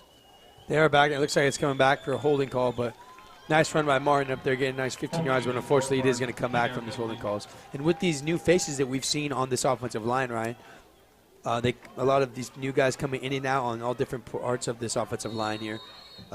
You'll start to see a lot more mistakes because you got a lot younger guys playing in the game here. So hopefully this Moorpark offense doesn't let that affect them, and they're able to continue to put some points on the board. First down and 20 coming up is going to be a handoff straight up the middle, trying to make something happen, but he is going to be brought down right around the line of scrimmage. That was Desmond Davis, number 2, on the carry. But as we were mentioning about the holding penalty, of course, you don't want to see a holding penalty, but if that does happen, you got to see Mark Martin have some success out there on the running game. So that's the most important thing. It might have been holding and being brought back for 10 yards, but you were able to see that Mark Martin was able to have success. Oh, definitely. And each of these running backs have had their way with this Cerritos defense here and able to each punish them with first downs and great yardage pickups. So, yes, all these running backs can get it done tonight, right? Or have been getting it done tonight. Desmond Davis walking off the field, almost an injury. Tanner Darling, the pass is going to be completed on the far sideline. It looks like it was completed right around the 47-yard line, about 8 yards shy of the first down marker. Vinny taking a hit there, but he was able to hold on to that ball. You saw him almost lose it, but that's what separates good from great right there. He was able to hold on to the ball. Looks like there's going to be another holding call for this Moorpark offense, so you don't want to see these mental mistakes, especially late in the game. That's the difference between winning and losing a ball game, Ryan, and unfortunately Moorpark needs to get it together soon because they are starting to run very low on time. Yes, 9 minutes left in the game, 13-12, score still stands. Cerritos up. Now there's going to be a second down and long. It should be a second down and 29 coming up here. A fumble on the snap. It's going to be a handoff. Trying to make something happen. Wow, a big-time hit right there. Eddie and Bada able to get just back to the line of scrimmage. You see here, it looks like they're already going with the more conventional way when you're in such a deep spot like this with a second and now a 3rd and 29. They're just trying to run the ball and keep a little bit more space. But with this little time left, Ryan, you definitely got to be throwing the ball. Yes, you do, especially a 3rd down and 29. You need to let it fly. 8:30 left in the game. There's a fumble. There's a muff snap. He just has to get it out of his hands. Curtis Colliard with the reception, able to get right about the 38-yard line. So still pretty shy of that first down marker, about 20 yards shy. There is going to be a penalty flag thrown down on the field, however. It looks like everybody's motioning that it's going to be against the Raiders.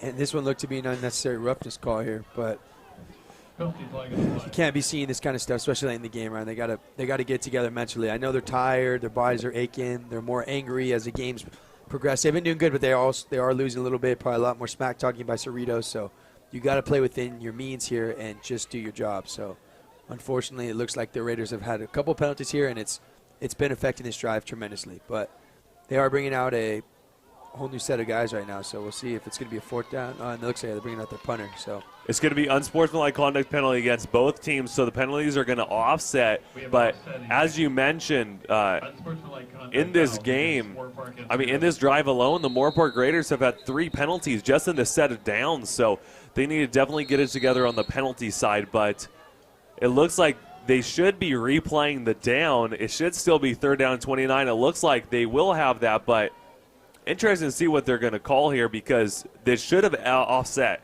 and then it should be going down to a 3rd down. But a lot of confusion down in the field. So while we have a little break in the action, we're going to thank a few more of our sponsors. Once again, we cannot do without you, so thank you for supporting us here on the Moorpark Raider live stream and the Moorpark Raider football team. In-N-Out, freshness you can taste. In-N-Out. Harley's Semi Bowl presents College Cosmic Night every Thursday night from 9 p.m. to midnight.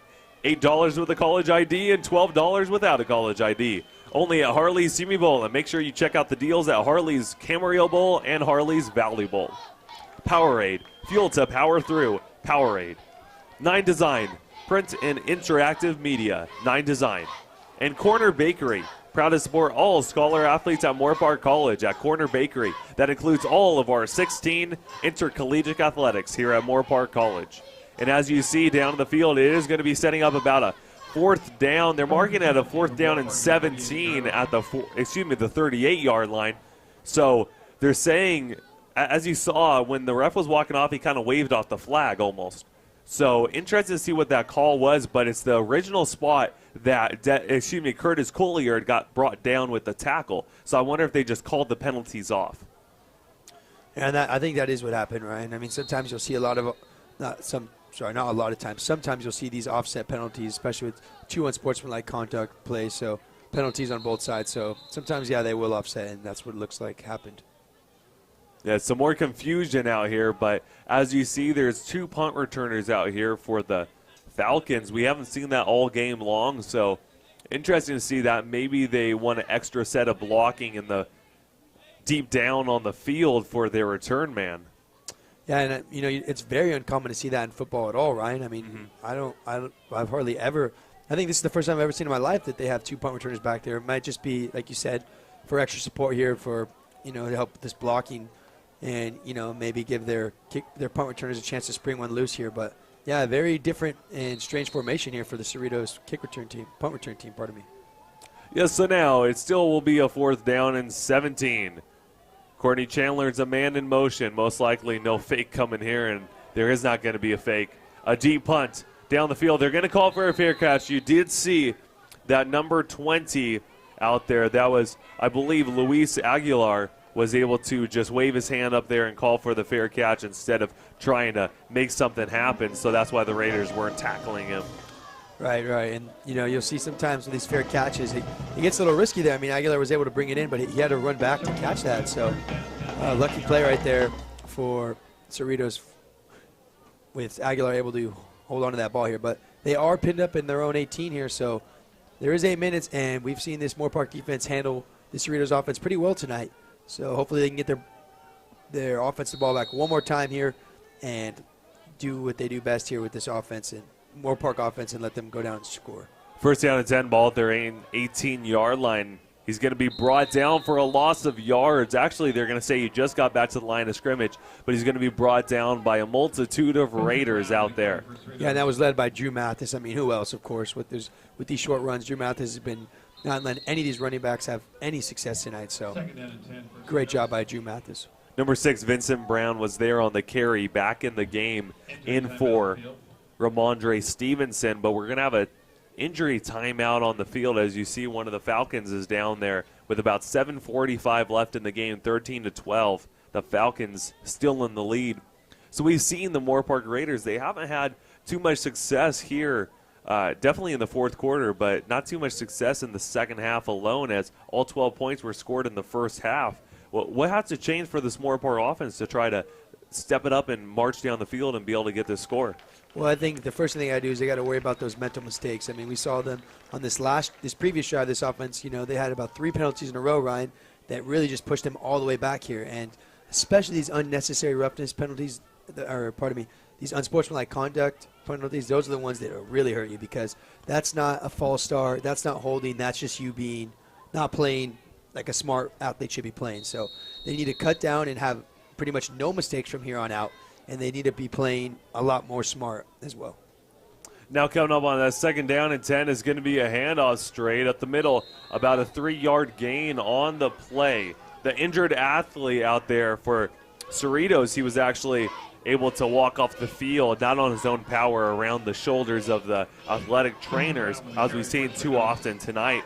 Fidel Mendez, he's a 6'2", 290-pound sophomore center out there, freshman center out there, so a first-year player, and he is going to be taken off the field. And if I'm Moorpark, I'm capitalizing on that right away. I mean, you got a new young center in there, a backup, so you definitely got to capitalize on that. 3rd down and 7 coming up. A pass deep down the field on the far sideline is going to be outside the reach of the receiver. As we've seen too often tonight, it seems like Bravo, he has a strong arm, but not able to have the accuracy down the field as Cerritos would like him to. As we saw, the intended receiver was Justin Garrett, number 5, the leading receiver for the Falcons. And J.J. Jordan caught a nice break right there. I mean, if he would have got a hand on that, like you're saying, Ryan, because he has the arm and the capability to throw it deep, just not on target. If he would have got that, made that catch, that pretty much would have put that game away. But Moorpark catching a nice break right here and giving their offense 7 minutes to get the ball down the field and score. About 1 minute off the clock. Vinny Corso able to return the punt. He's going to be brought down at about the 48-yard line, but just about 1 minute off the clock. That's how much time was basically taken off the clock with that Cerritos drive. So nothing really lost for the Raiders, and they're going to have the ball already inside Falcon territory with only 49 yards to go. You saw Vinny Corso holding his hand right there. He's been in a lot of pain today. I don't know if there's ever since that back injury you saw when he got hit by, I think it was Edged and Batted, Davis. Ever since that play, he seemed to be he's been a little bit shooken up. He has made a couple catches and definitely shown that he can still play, but he has been in a lot more pain. So I don't know what's going on with Vinny here. He's not even lined up right now, so it looks like Moorpark wants to play it safe and keep him out. That's probably the best attack that you can have, is make sure that Vinny Corso is okay. As Mark Martin gets the handoff, but he just goes backwards on the play. Loss of 2 yards, now setting up a 2nd down and 12 with 6:30 left in the game. And remember, we didn't think it was that crucial at the moment, but when that Moorpark defense stopped Cerritos on that 2-point conversion, that did make all the difference, because now all Moorpark's got to do is get it down within the 30-yard line. I mean, they only got to get 20 yards, Ryan, and we know what Garrett can do when he gets the ball. So if they can give Garrett the ball within the 30-yard line, hopefully 25, Moorpark can guarantee to retake this lead, Ryan. Yes, Riley Garrett, his leg is just impeccable. But now it's going to be a 2nd down and 11, Darling dropping back to pass, has nowhere to go, is going to step up in the pocket, rolling out to the outside. His pass is just incomplete. Christian Graves right there you got to give him hats off for the attempt, but wasn't able to hold it in. You saw he had a perfect footwork there, getting both of his feet down and reaching his arms out, but wasn't able to close that grip right there and come down with the ball. So it's going to be a 3rd and 11 now. And remember, like we talked about, especially with it being this late in the game, you got to go for it on 4th down, right? You cannot punt the ball here. So in a way, you don't have to worry about getting the 1st down on this play, but you definitely need to get some yardage on this crucial 3rd and 11. 3rd down and 11, Nico Lima, the tight end, and on the far sideline, he is deep down the field. That's Ryan Matlock, number 4, the wide receiver, and it looks like he caught the football. Ryan Matlock. Wow, my oh my sweet cherry pie. That was an incredible catch. Ryan Matlock, number 4, with a big time reception. Ryan Matlock coming in there, making a nice snag, keeping this drive alive, keeping this game alive, and keeping this Moorpark team within scoring position right now. On the 4-yard line, great job. Great catch by number 4, putting it on the 4-yard line. Ryan Matlock with potentially the play of the game. First down and goal coming up here for the Moorpark Raiders. A first down and goal about the 4-yard line, knocking on the door of the end zone right now. It's going to be a handoff to Mark Martin, straight up the middle, trying to make something happen. He's going to be brought down at the 1-yard line. And Moorpark looking really nice right now, right? I mean, they are knocking on that door, like you said, of getting this touchdown on the 1-yard line now, which is always the hardest yard to get, is when you're on that 1-yard line. But let's see if Moorpark can do it. Too many men on the field. There should be a penalty, but Mark Martin gets the handoff, and he is in for the touchdown. Touchdown, Moorpark Raiders. Great job for that Moorpark offense, coming down and driving, doing everything they could, and excelling on every aspect right there. You saw them never give up, even on a 3rd and 11 after taking a couple sacks. Tanner Darling loading up to Ryan Matlock and then giving it to Drew Mathis, who was able to drive in there for that touchdown. So Moorpark regaining the lead here. It looks like they did call the touchdown. I'm not seeing a change in the scoreboard here. Yeah, there we go. And so, of course, they're going to go for 2 here to make it a 7-point game. Vinny Corso is back out on the field here for the Moorpark Raiders. Darling is in the shotgun position on this 2-point conversion. 5 minutes left. There is a penalty flag on the field. It looks like it's going to be against the Moorpark Raiders. But I didn't see movement before the snap. The only person that I saw really move was the center. Correct. And it does look like they're calling it on, it's going to be offsides. Yeah, neutral zone infraction right there by Cerritos. So this went from being on the 2-yard line to the 1-yard line. So Moorpark looking even better now with this field position. So 1 yard to go, but this just as crucial as that touchdown. This would make it a 7-point game, Ryan, which would put the stress of having to worry about Cerritos scoring kind of to rest a little bit here, because even if Cerritos scores and gets to PAT, they'll be all right. Here goes 2-point conversion. Mark Martin gets the handoff, and he's going to be brought down just shy of the end zone. So this is still a 5-point game, but the Moorpark Raiders able to regain the lead, 18-13 here with 5 left in the 4th quarter. It's been a great game so far, Ryan. It's lived up to all the hype that we were talking about on the pregame show, and hats off to both the teams for how great they've been playing tonight. Yes, this has led up to all of that hype that we were talking about. I mean, we have seen both teams step up tonight, but the Moorpark Raiders definitely have stepped up right now. And this is big time, up by 5 points here late in the game. Moorpark Raiders can seal this with a great defensive stop. And if you notice, too, Cerritos does only have 2 timeouts left. Of course, they're going to start using them as this clock starts to grind down even more here. But with that being said here, if Moorpark does get the ball back one more time, one turnover of any sort, they should be able to run this game out, because with running backs like Mark Martin, Ed Dimbada, and Davis, I mean, it's almost inevitable that Moorpark will win this game if they can get the ball back just one more time, Ryan. And with that high-powered rushing offense that Cerritos likes to run, they're going to have to rely on the passing game on this drive. So they're going to basically have to remove the run, because I mean, you're not going to be running the football when you're down with 5 minutes left. A pooch kick is going to be fair caught right around the 36-yard line. So the Falcons are definitely setting up with great field position on the start of this drive. Definitely. And I know they've been running this a lot tonight, Ryan, with these pooch kicks, but a little bit of a questionable call here by Coach Stewart, because like we did talk about, there's only 5 minutes left, and they are going to get great field position. But this defense has shown throughout this game here that they, no matter where the ball has been placed, they've been able to make plays. I mean, we saw them earlier with Cerritos knocking on the door early in the first quarter here, the first half, and Daniel Henderson was able to come up with interceptions. So field position has not been really a problem for this defense to deal with. So now a first down and 10 ball at their own 37-yard line, rolling out to the near sideline. Pass is incomplete.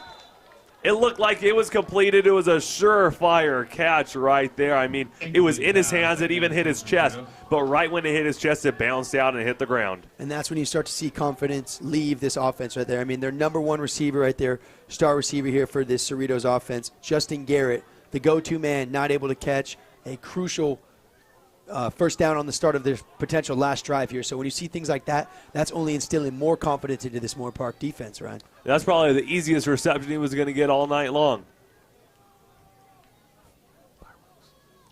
And now we got a 2nd down and 10 coming up here. It's going to be a handoff straight to the middle. As I said, they're probably not going to run handoff, but they are going to be going for it. Stevenson has one man to beat and a blocker in front down to the 10. It's going to be a touchdown, Cerritos.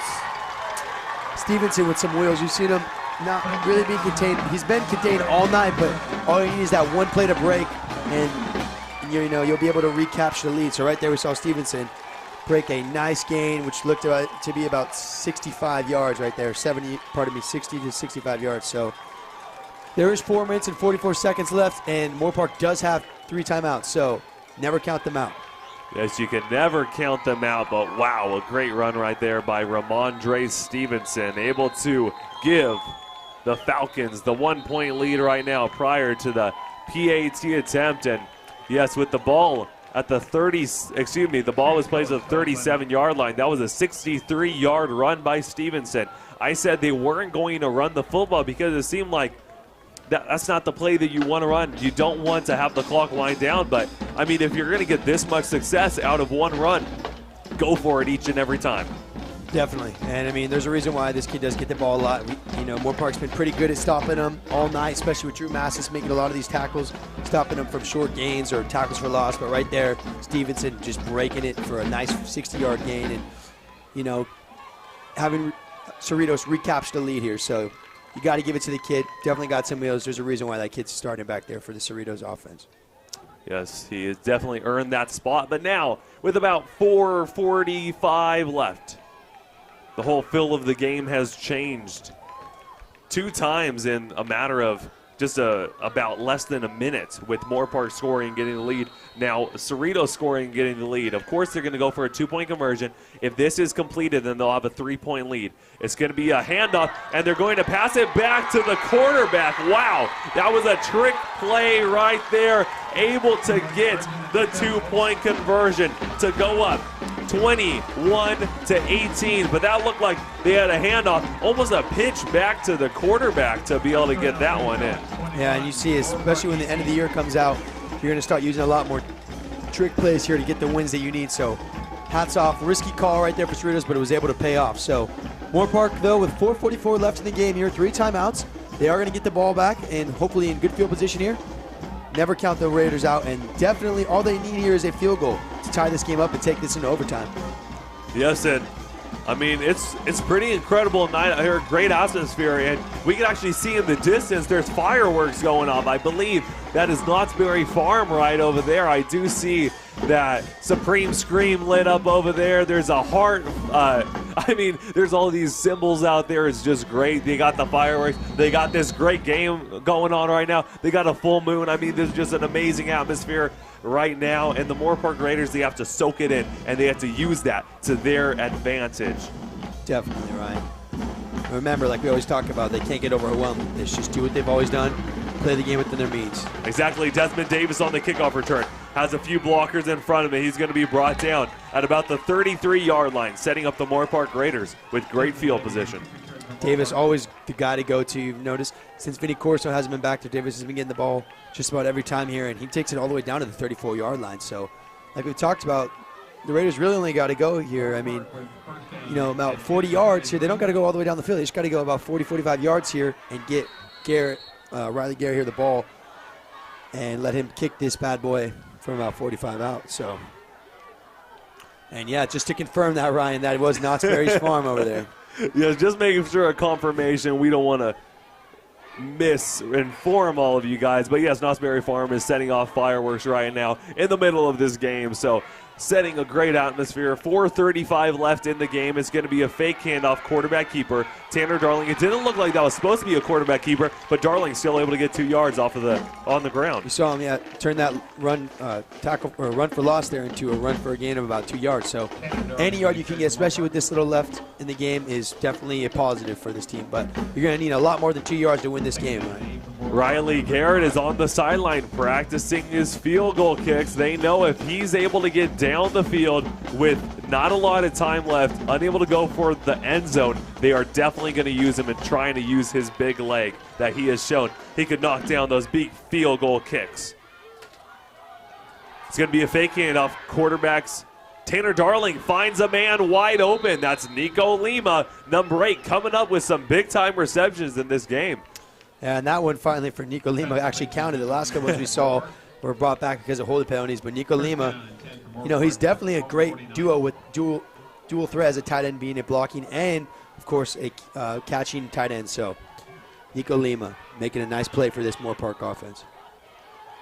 A handoff right there, and is going to be brought down for a big-time loss after the first down and 10. It's going to be a 4-yard loss on the carry. Tanner Darling looks like he slipped up right there, and him and Davis Kynes both took a big hit right there. He's looking to be a little shaken up, but he shouldn't be all right. Guys like that don't come out of the game easy, Ryan. Yes, Tanner Darling has shown this whole entire season that he is a tough man to bring down. And now it's going to be a 2nd down and 14. Darling drawn back to pass, looking on the far sideline, and is just going to be incomplete. That looked like it was almost intercepted. Yeah, it's going to be a 3rd down and 14 here. Big 3rd down, but like we've talked about before, when you got this little of time left on the clock, you don't have to worry about getting that 1st down, but you do need to worry about getting a couple yards to make it a manageable 4th down here, because with a 3rd and 14, you're definitely going to need to get at least 5 or 6 yards here. Yes, you do. A 3rd down and 14 coming up. They need to get in scoring position. They do still have 3 timeouts, Moorpark that is. 3 timeouts left, so if they do go to the defensive side of the field, if they trust their defense, then they will have to account for that, and they will have to make sure that they are able to use those 3 timeouts. But it's going to be interesting to see, because this is they need to score on this play, I would say. Don't try and test with your defense. You need to score on this play. You need to make something happen right now. Darling, it's a low snap. Looking down the field on the far sideline. Nico Lima was the intended receiver. It's going to be incomplete. Setting up a 4th and 14 with 2:50 left. Yeah, 4th and 14 right there. Crucial play of the game right here. Moorpark needs to get this. As crazy as this sounds, though, there is 2:53 left, and Moorpark does retain all of its timeouts. So, worst case scenario here, they're not able to convert this down. They still have a chance for their defense to stop. And even if the defense gives up a field goal, as long as there's at least, 30 to 40 seconds left on the clock, this Moorpark offense will still have another opportunity. But you don't want to have to come down to that. Darling drawn back to pass, looking on the near sideline. Pass is completed. Ryan Matlock coming up with another big-time reception. We don't see Ryan Matlock too often with these catches, but when he gets him, it seems like he is the guy to go to. Now, he is the new Vinny Corso, if you would say. So Ryan Matlock playing one of the greatest games of this season for this team right here. Only a couple big plays, but those plays happen to be the difference between losing this game and keeping it alive. So Ryan Matlock really playing his tail off tonight. 4th down and 14, that was a big-time play. Now a 1st down and 10 at the 33-yard line, deep inside Falcon territory. And now with that 1st down and 10, under center, it's going to be the I formation. Mark Martin getting the handoff past the 30. They are in Riley Garrett. They're in Riley Garrett's the area. Territory. Territory, exactly. I don't know why that just slipped my mind, but they are in Riley Garrett territory. This is where he can make the field goal in case you want to get a little further to make it easier for him. But if you needed to kick it right now, Riley Garrett can knock it down. Definitely. And we saw Bradley Canapa here also in the game, so it looks like they're trying to run the ball here and maybe take some time off the clock and just give it to Riley eventually. 2nd down coming up on the pitch. Able to get some movement in front of it. Desmond Davis is going to take it all the way. Desmond Davis, number 2, with the touchdown for the Moorpark Raiders. Desmond Davis, this kid does it all for this Moorpark offense right there. Once he gets to the outside, you can say it's over. Right there, Desmond Davis taking it a nice 30 yards down the field for a touchdown. Great job. This Moorpark team has not given up tonight, and that's the reason why they have recaptured the lead with only a minute 48 left on the clock. Wow. My, oh my, sweet cherry pie. Is this a game? 3 rushing touchdowns. on the game for the Moorpark Raiders. 2 by Mark Martin and 1 by Desmond Davis. Able to give them a 3-point lead. This is a huge field goal, or pardon me, PAT, though. This will make it a 4-point game, and it will force Cerritos to have to score. Riley Garrett, the PAT attempt is up and is straight through the uprights. It is good. The Moorpark Raiders now have the lead with just under 150 left in the game. 25-21. In full control are the Raiders. And one of the best feelings playing away as a football player, Ryan, is that feeling of that home crowd that was so loud and so excited to slowly start to die out. There is still time for Cerritos here, but it is a great feeling to know that you have recaptured lead with so late in the game, and with the crowd winding down, knowing what could eventually happen to the Cerritos team if they don't score soon. That was just incredible. I mean, I'm so speechless on that because Desmond Davis, I mean, it didn't even look like he was going to make that happen, but right when he was able to get to the outside, it was like, hey, you know he is going to get there, and he just used those wheels. I mean, he turned on that turbo booster. Hey, you know is right, Ryan. You know he's going to score that bad boy. Exactly. He had that right trigger down. Playing Madden, he had that right trigger down the whole entire way, and he just used it to be able to score that touchdown. And I'm noticing right now we got Vinny Corso looking like he's lined up in what is usually the wedge position here. So I don't know what they're trying to do here, but it looks like maybe another pooch kick. He's just fast enough to get down there, and maybe they want Vinny to go down there and be the first one to get to the ball there. But that is weird to see one of the littler guys be right there at the wedge position, wedge buster position, I should say. Pardon me. That is interesting. Let's see what this kick's going to be. It's going to be a deep kick, actually, just a normal kickoff all the way. It's going to be fumbled, actually, inside the 10-yard line. Trying to bring it out, trying to cut to the outside, breaks the tackle, but he's going to be brought down at the 15-yard line. There is a penalty flag right around where the tackle was made. It wasn't a high tackle, so it's not going to be a face mask penalty. At least it didn't look like that from our view, but great tackle right there, able to secure it down inside their own 20. Good job by Anthony McLean. And most of the time, about 90% of the time, I'd say, if you see a flag on a kickoff, it's 90% of the time going to be on kickoff return. It's hardly ever on, the kickoff, because there's not much you can do to get a flag on the kickoff unless it's unnecessary roughness or a late hit. Latrell Stearns, number 10, a linebacker, was on the kick return team. I mean, he definitely did not think the football was going to go towards him. Hasn't gone towards him the whole entire game, so he was not ready for that one, and you saw it by the immediate fumble. It's going to be offsides against the offense, so on the kicking team. So, of course, when you have the kickoff, if you step over the 35-yard line prior to the kickoff, it's going to be called. So, unfortunately, it was called against the Raiders, so that will it should be a re-kick, I believe. And, yes, they are going to be doing a re-kick. One of the weirdest rules in football, Ryan, is those offside kicks. I mean, to get a re-kick is kind of a blessing and a curse in disguise, because it's allowing both teams, essentially to get another chance to make a play. So, right there, Moorpark, I guess, it's not going to hurt too bad. When you got a boot like Riley Garrett does. So, it is going to affect a little bit, though, but ultimately, you can't have those late mistakes that we talked about. They always talk about when you are on kickoff, you got to watch the kicker's feet. Everyone runs behind them, so as soon as his leg passes that 35-yard line, or in this case, the 30-yard line, then you can follow through, because otherwise you are going to get an offsides penalty like they just did right there. Yeah, so now here comes the kickoff from the 30-yard line. 1:40 left in the game. 25-21. The Moorpark Raiders have the lead late. Here comes the kickoff.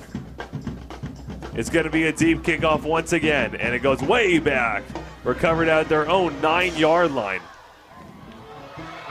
He's going to have some room in front of him down at the 30-yard line. Eddie Mbata coming up with a big-time tackle. Eddie Mbata right there. The reason why, if you notice right there, Mark Martin was on the field there, Vinny Corso, Eddie Mbata, you could tell they wanted the fastest guys that they got on that kickoff team to allow a 0% chance of the Cerritos taking it back. And all this defense has got to do is come up with one more stop, and this game is just about over. Hey, how about another Daniel Henderson interception right here? That's what I'm saying. So now with 1:30 left in the game, first down and 10 at the 31-yard line here for the Falcons. They're just going to be running the football. Hall gets the carry. It's going to be a 1-yard gain. Interesting to see them come out with this mindset, but as you saw, that 63-yard rushing touchdown by Stevenson the last time they were out. That's why they're going with it. But interesting to see with under it's just right around 1:10 left in the game that they're still running the football, and they're still going for it with Hall. Hall's going to be brought down by almost all of the Raiders out there. Yeah, I'm not really sure what the coach's play calling scheme is here. I mean, you got one timeout left. It's third and 4 now. I don't understand what they're trying to do here. I don't care if you have Adrian Peterson in your backfield. You're not going to throw you got to throw the ball when there's a minute left in the game and you're down by 4. Exactly, another handoff to Hall. Hall just able to get past the first down marker. Brought down at the 42-yard line for a first down. 46 seconds left. Interesting to see this. I mean, the clock's going to continue to run right here. First down, yeah, so the clock did stop for a quick second, but yeah, I'm not really sure about what they're trying to, I mean, they do have some great running backs here at Cerritos, but looked like we were finally about to see a pass play. They're in the shotgun position. Moorpark Raiders are going to be calling a timeout right here, maybe trying to get the right personnel out on the field, but with 38 seconds left, the Moorpark Raiders are up 25-21 in this game here at Cerritos College, home of the Falcons, and the Falcons have the football on their own side of the field and are trying to run the football. I mean, I don't know what's going on right here. You'd think they'd be passing the football, but I mean, this is definitely a good sign for Moorpark right now. Definitely. I mean, if I'm on the Moorpark team right now, I'm saying, all right, of course, just keep running the ball all day. You know they can't do much with this run game. They did catch one break, but other than that, Moorpark's been pretty solid stopping the run game here. So sometimes, coaches do things that we all think are, maybe not the smartest, but then again, they are the coaches, and you never know if this coach is setting up the run there to establish the passing. We did see them finally go to a shotgun, but with one timeout left, you got to be doing everything you can to get out of bounds or get rid of that ball, because one or two more stops on the ground, and they're going to run out of time. Yeah, see, they set them up in bad position because now they have to run a bunch of out routes. They have to run something that's towards the sideline, but they haven't had too much success at that because this quarterback, he has such a strong arm that he overthrows all the players. He doesn't have that accuracy deep down the field.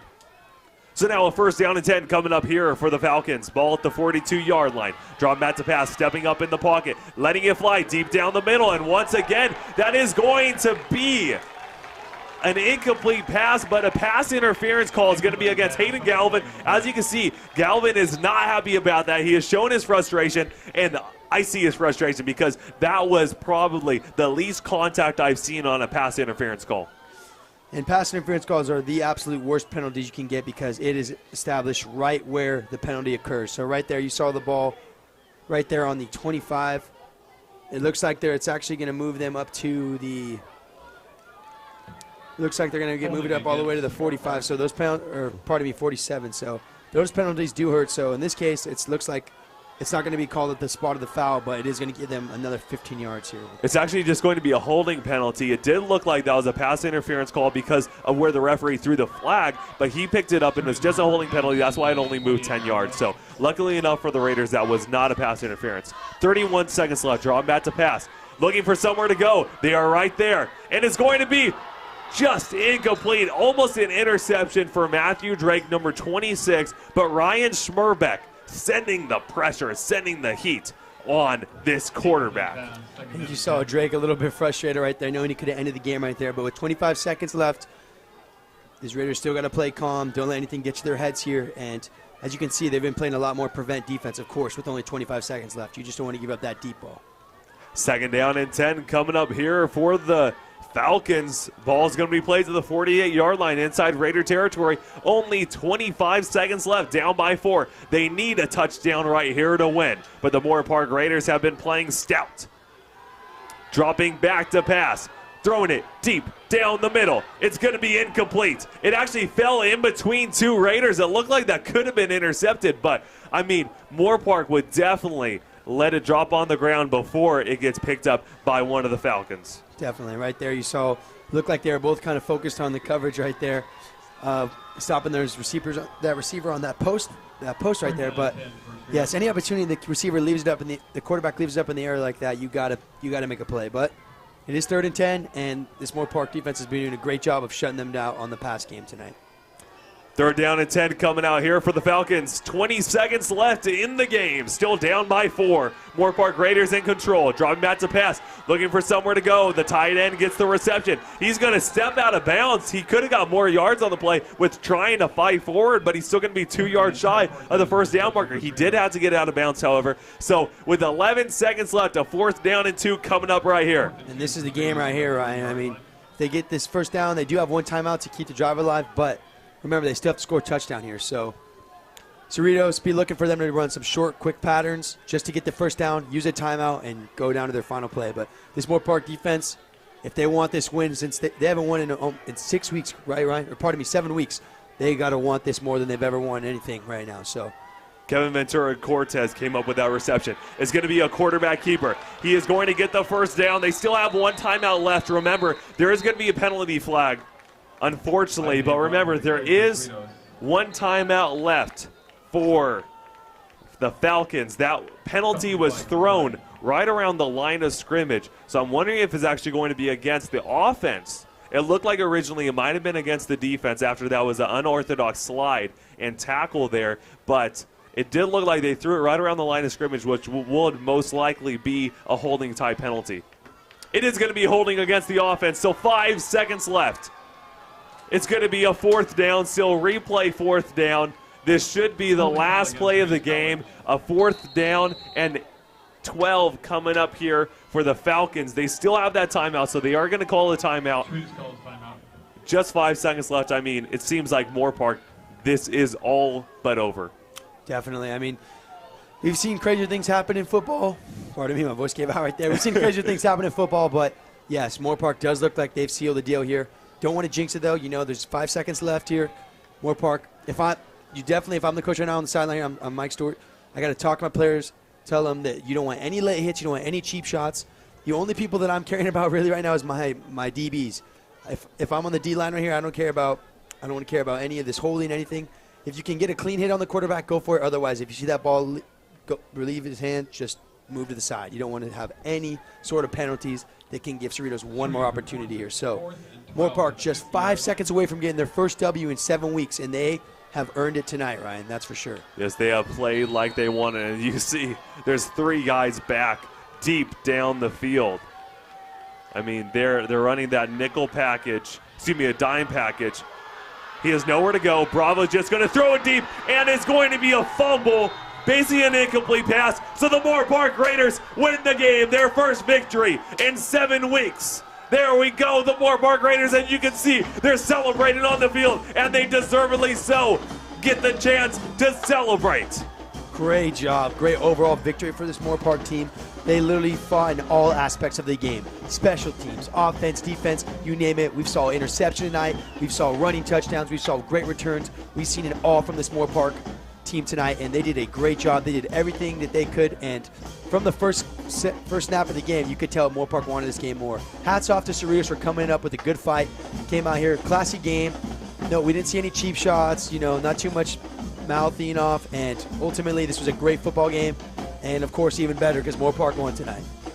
Yes, Moorpark College getting their first victory in 7 weeks. I mean, it must feel great. You saw Hayden Galvin's dancing at the 20-yard line. I mean, this is something that you love to see. These guys are just so excited to be able to win this game. The final score, once again, the Moorpark Raiders defeat the Cerritos Falcons 25-21 out here at Cerritos College. Their first road victory of the season as well. The only victory that they had was against L.A. Pierce at home, and now getting their second victory, their first victory on the road. That is a big-time game right here for the Moorpark Raiders, sending them into next week against Santa Monica.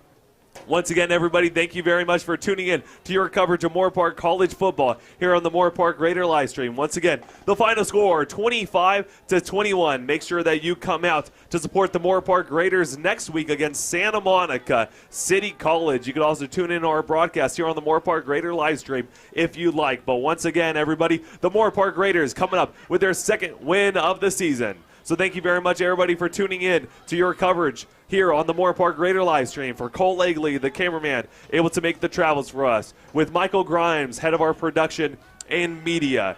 Also, Vern Vegso, who's kind of the head of the broadcasting, gets everything situated, head of sponsorship as well. Vance Manicus, the athletic director, we thank you for helping us out tonight. For Nick Federico, my color commentator analyst, my name is Ryan Ketchum, and we'll see you next time on the Moorpark Raider Livestream.